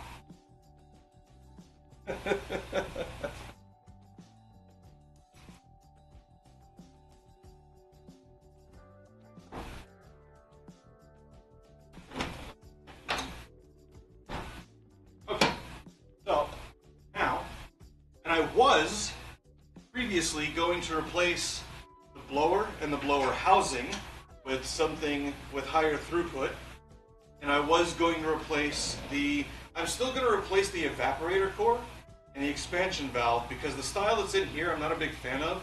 They're prone to leaking a lot, and I don't really like that too much, because I regularly get leaks in the system. I can smell the refrigerant just standing here after opening the door. So it's like, it's not a lot. Tiny, it would take years for the system to leak sufficiently to drop the pressures low enough to become non-functional. But you still smell it, and it's just, I'm not a fan of the smell of refrigerant. I can handle it. I'm not gonna like make a huge giant deal out of it, spend thousands of dollars to repair it, but I would prefer it if not. I know exactly which O-ring it leaks. Nothing I have ever done has ever been able to fix the leak. So, take a look here. Lower box, lower motor resistor, cycle door, or fresh air door, which is the guy right up in there. Down in there, you got your blower.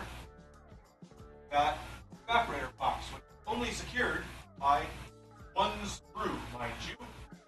Not that one. That one's barely secured. The bottom one is the only holding up here. I'd say it's kind of scary, but the hard refrigerant lines also are taking a bunch of stress of box and the evaporator. Not a big. See my little cardboard vent there from my clothes directly on. Makes the rest of the cabin livable, but it freezes. So I still don't have enough throughput for cabin that I am asking for it to cool. Right? I still need more cooling power. I still need more ventilation. So I believe I have enough airflow capacity. I simply need a larger expansion core, evaporator core, not expansion core. I need a larger evaporator core so that I can move more heat. In doing that, I need a larger compressor, and I need either a larger condenser or a secondary condenser to move more heat into the atmosphere from inside the cab, which is a whole chore in itself. I've got a block over there, I've got to make a bracket for it, I've got another compressor that I'm going to use that I have to...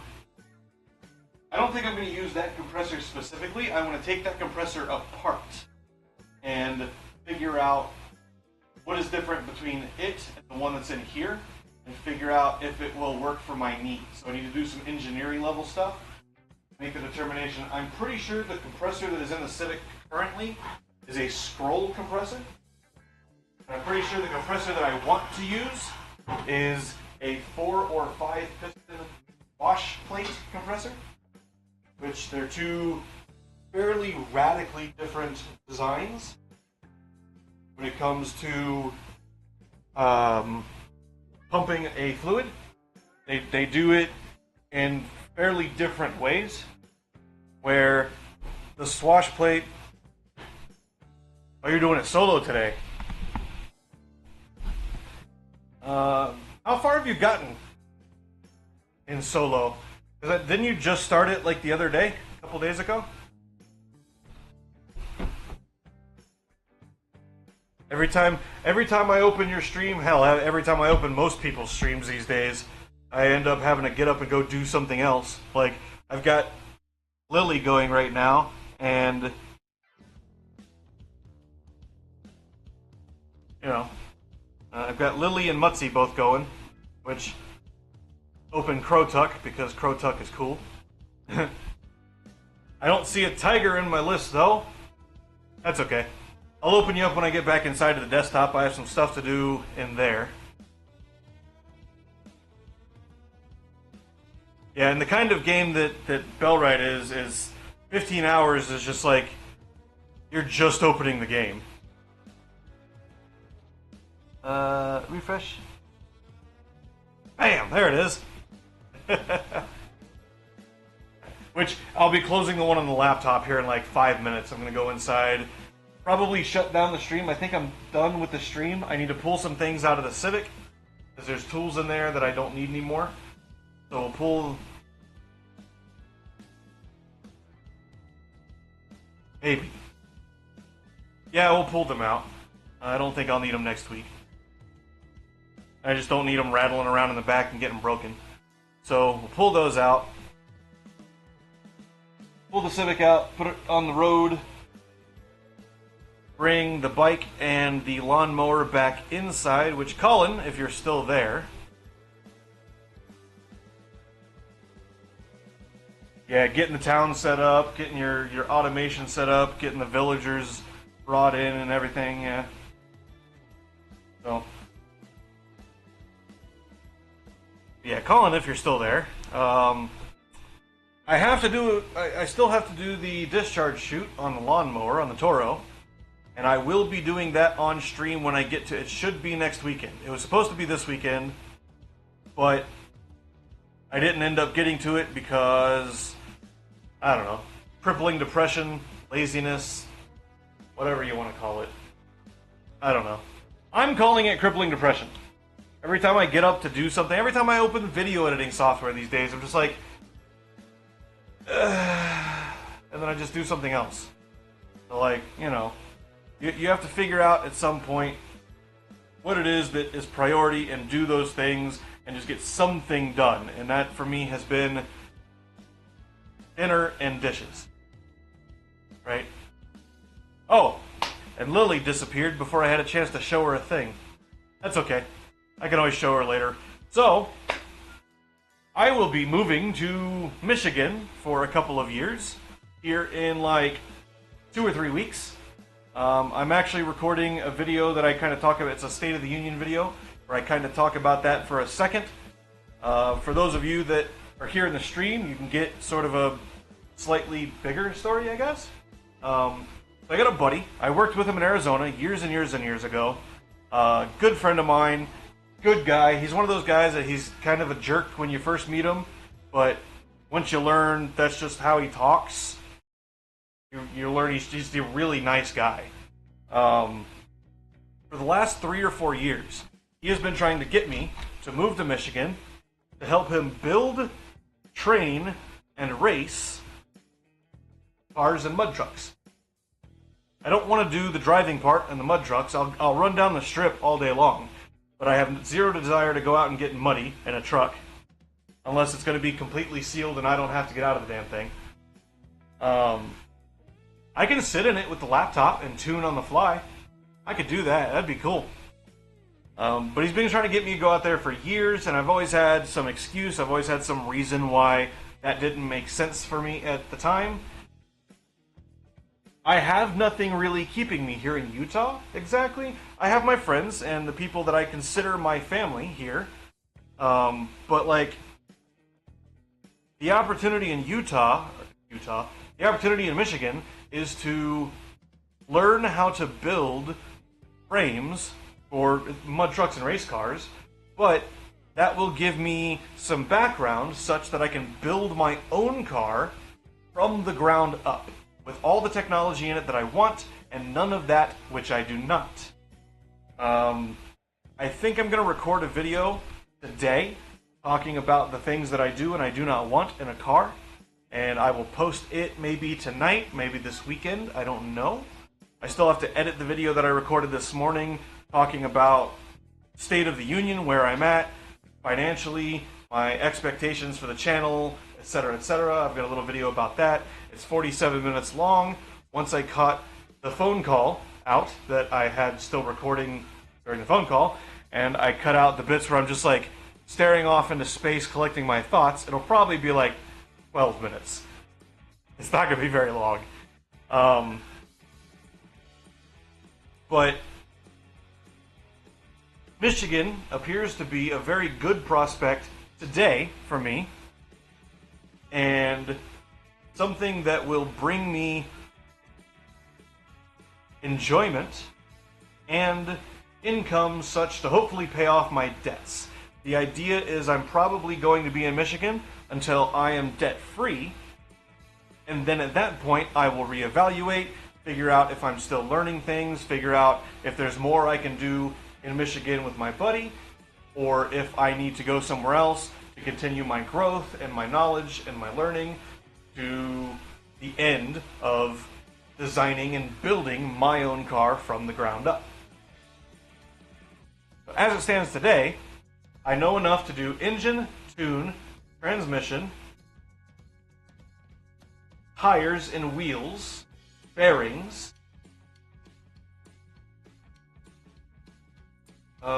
body shape. I can come up with a body shape.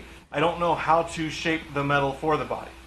So I need to learn how to body, but I know the physics and the aerodynamics that I want. They're in my head. I need to write it down to build a car. I need to know how to build a frame. I need to know a little bit more about suspension geometries and the math to do suspension geometries. I don't think I'm going to learn that in Michigan. That's going to have to be something I do later. But I can buy a book and I can learn it that way. The stuff in Michigan is going to be hands-on, cutting, welding, fabrication. I need the hands-on experience for that to be able to build a basic frame. I know exactly what I'm going to do. The front and the back of the car are going to be modular. The engine and transmission are going to be modular. The wire harness is going to be modular, the whole damn car. If you want to take the seats out and you want to put some different seats in, all you do, that's a weird sound for a van to make, all you do is you pull the seat, you pull some lever, some bolt, some bracket off, slide the seat up and out, slide the new one down and in. Put the bolt or the bracket or the lever back on, done.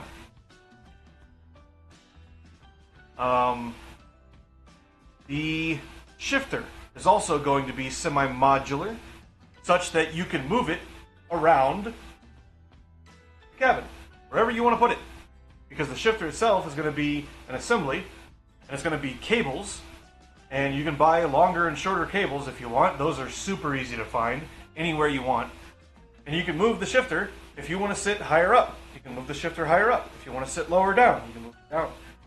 Same with the seat. If you want the seat higher or lower, move the seat higher or lower in the cabin.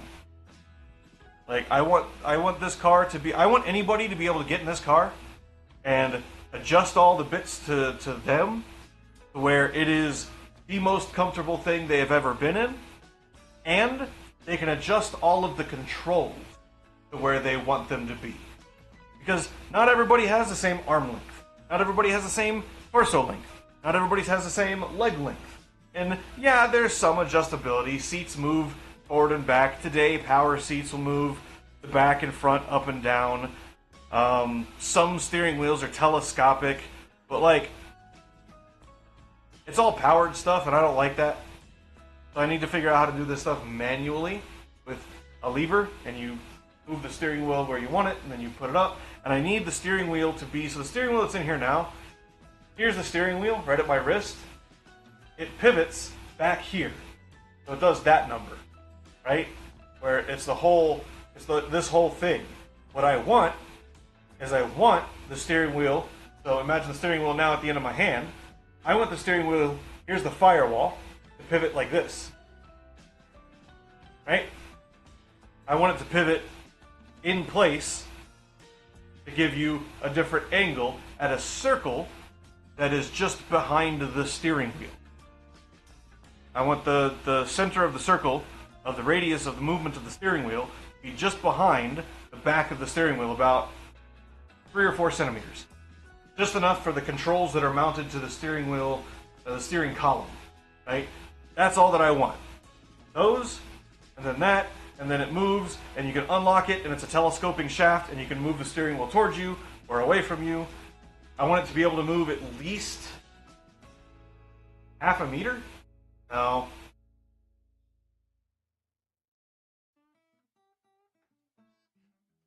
30 centimeters probably. Like that. Right? Or like that.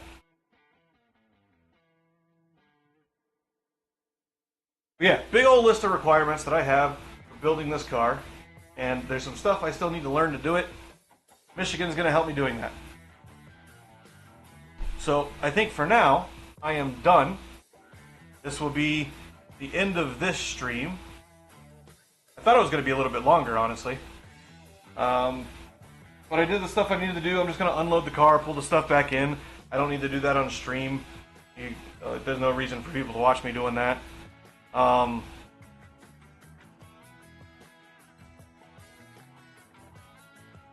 I'm pretty sure that's it. So, in the stream here, I might start another one up later tonight because I haven't played Delta V in like a week, and I'm really itching. I got the Delta V itches, man. Gotta go fast. So I want to get back into it, and I kind of want to do it on stream, and I want to see if I can't get Hev and Jexia in there tonight, maybe, and talk with them a little bit about. Granted, it's Monday, so I don't know if if I play. If I play, I absolutely will have fun. I love that game so much. 250 hours, and I'm still learning stuff. Did you know, Tiger, that you can lock open the cargo? Double-click mouse wheel, and the cargo opens and stays open.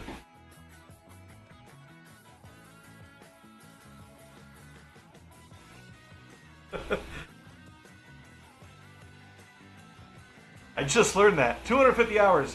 I just learned that. I didn't know that. I mean, I don't typically mine anyway, so it's like, it makes sense that I haven't really futzed with that mechanic at all. But I do want to start recording video tutorials for Delta V too, because there's some things that people always ask, and I'm like, it'd be cool if we could just, check this link, here's a video tutorial, it'll explain everything you need to know about it. So,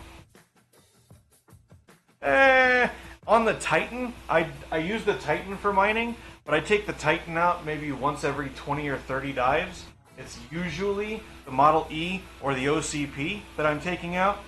These days, I take out the K37. I went and, because I didn't have I have all the variants except for the original K37 and the modified Titan that you only get through the Missing Sibling quest, which I guess I sold. But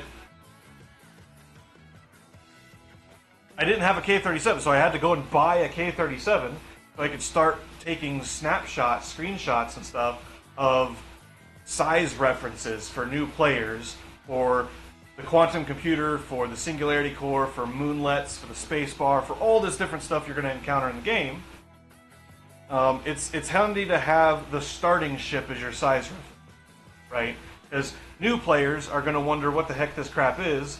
Veteran players are running, they've seen it a bunch of times, and they're running whatever ship they're running, and they don't care so much. So it's geared towards new players, and you need that size reference for that, right?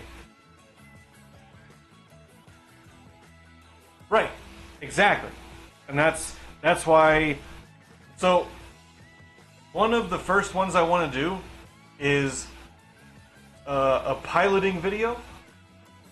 That the first bit is basic piloting, and I want it to follow the wiki. So I'm going to have a link to the wiki in there, and I still haven't finished writing. Maybe that's what I'll do tonight. I'll finish writing the advanced flight control wiki. I started it and I never finished it. But I want to make a tutorial video for basic and advanced flight controls that will follow the wiki fairly closely, so that people can have them both open and read and then watch, and then read and then watch, and then read and then watch, right? The basic flight controls have already had the basic structure set in place. We've done a few like quality of life updates to the page, but it's all just grammar and a couple of images. Nothing really major has changed. The basic is manual flight and autopilot flight. It doesn't cover the nuances of the different autopilots. It doesn't cover more advanced manual flight controls. For instance, if you are flying this is something I put in the advanced flight controls page already in the wiki. If you are flying at a bearing of 90 degrees, so you're heading to the right of the screen, you're heading into the rings, and you're going 50 meters per second at 90 degrees. If you wish to turn that into 50 meters per second at 180 degrees, so straight down, you do not turn 280 degrees and begin thrustering. What you will end up getting is 75 meters per second at 135 degrees by the time you get done thrustering the way you should. So what you do is you turn to 180, 235, right? 225. You turn immediately to 225 degrees bearing while still traveling 90 degrees at 50 meters per second, and you thruster until you will get to 180 degrees at 50 meters per second exactly. If you do that, you're going this way, you turn this way in full thrust, and you'll watch your marker. It'll rotate, and it'll do 50 meters per second, 180. You then turn 180 or 0, depending on if you like to fly nose first or tail first. Tail first is good for emergency braking, right? Something else you'll have to note in the video. And it's one maneuver, well, technically two maneuvers. You turn, you thruster, and then you turn to whichever direction you're going to be traveling with your ship facing the direction that you prefer. So, very, very simple. It's all, like I said in the advanced flight controls, it's all circles and triangles. Which, if you boil it down, it's all circles. Everything is circles. Like, everything in the universe is circles and frequencies. Everything. So, yeah, I saw that your timer was getting pretty close there, so you go get set up. I'll be in there to do the same and lurk in yours while I'm doing some other stuff here in a minute. It's good to see you. Glad to have you come in. And I think, on that note, I'm going to end this stream. Like I said, I may or may not start up another one in a few hours. I'd really love to get back to at least daily streams of some kind, even if it's only an hour, just for the numbers, for the content, to have the channel constantly making something of value. So I would really like to be able to start doing that again. The reason I haven't is mostly because video editing is very time consuming, and brain power consuming, so doing it on stream, I tried it a few times. I can do it, but it's sort of a half a pain in the ass. So it's easier not to. But if people want, if people want to drop by video editing streams and they want, like, you know, tips and tricks from a noob that doesn't really know what he's doing all that well, but has taken it upon himself to help one or two people out with the meager knowledge that I do possess, then, you know, let me know. Maybe I'll get back to doing, video editing streams again.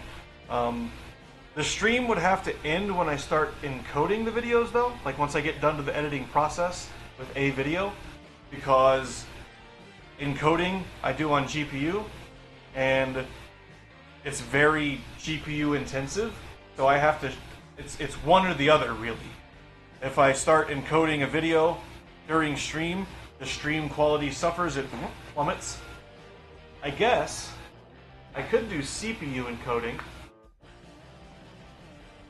It's slower. I hear funny noises. And it's 82 degrees in here, Fahrenheit, which is 28 degrees Celsius, 27 degrees Celsius. And I'm actually not that bad. My brain might be healing. I might be beginning to handle heat the way I could 15 years ago. Again. Used to, I could work at 120 degree weather. No problem. Not anymore. But I think that'll be it for me. For right now, we're going to shut down this stream, and I'm going to clean out the Civic and move all the stuff back into the garage before my roommates get home. They'll be home in like 15-20 minutes anyway, or she will. He won't be home for another hour. I'll organize stuff, I'll move stuff, get everything sorted, get back inside, figure out what I'm doing. I need to do laundry tonight, but that's later. I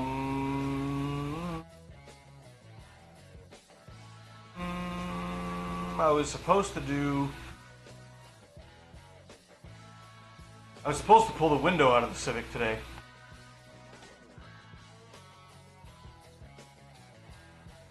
No, there's no time for that now.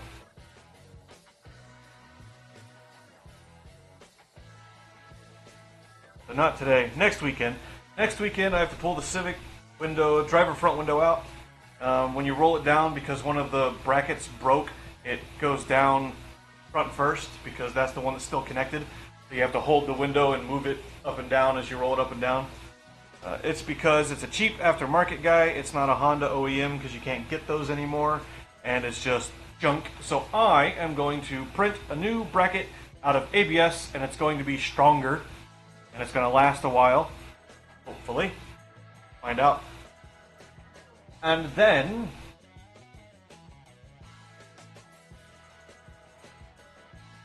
I have to... I already printed the clip for my media player. I need to find that multimeter. I don't know what the heck I did with it. I'll look for it a little bit around here. It's gotta be somewhere. Gotta be somewhere. Somewhere. Anyway, consider that it for me, for right now, for today, at least. For right now, for today. For today, for right now. I need to wash the foam on my microphone, apparently. That is gross. I also need to print a microphone holder for the laptop and a microphone holder for the tripod to go on top of the Logitech. I have the file for that one. I need to make the file for the laptop one. Haven't done that yet, and then I can print those next weekend in ABS or PETG probably. PETG would be better if I have any. I gotta go through my box. I don't know if I have any.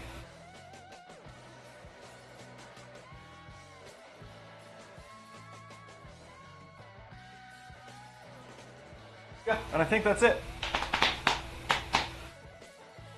So, if you came by and you had a good time, thank you. I love you guys. You guys are great. If you want to tell your friends about me and tell them to come spend some money because I'm a broke bastard, I'd love that. I do have all that stuff set up. I think it's in the description, actually. I have yet to begin monetizing the channel, mostly because I'm not sure how to quite go about doing that. Scammer? Oh. Not Scammer. You're on stream, roommate person. Oh, hello, peoples. You're at home then? Correct. Did you already take Shuby home? No? Okay, no. I'm just wondering, because I got a call. Hey, talk about Anthony. And there's no way I was just driving up there just to take him and then come back down. Yeah. I wasn't sure what you would want to do. You're a very strict roommate guy. You're like, I might as well go. You came back for stocks, even though you could have. See if, So I could have spent $16 on socks, or I could spend $16 on fuel round trip to come get my socks. Yeah, It was the same cost either way. I was like, screw it, I like a road trip. Yeah, that's true. Okay then, I gotta stop at,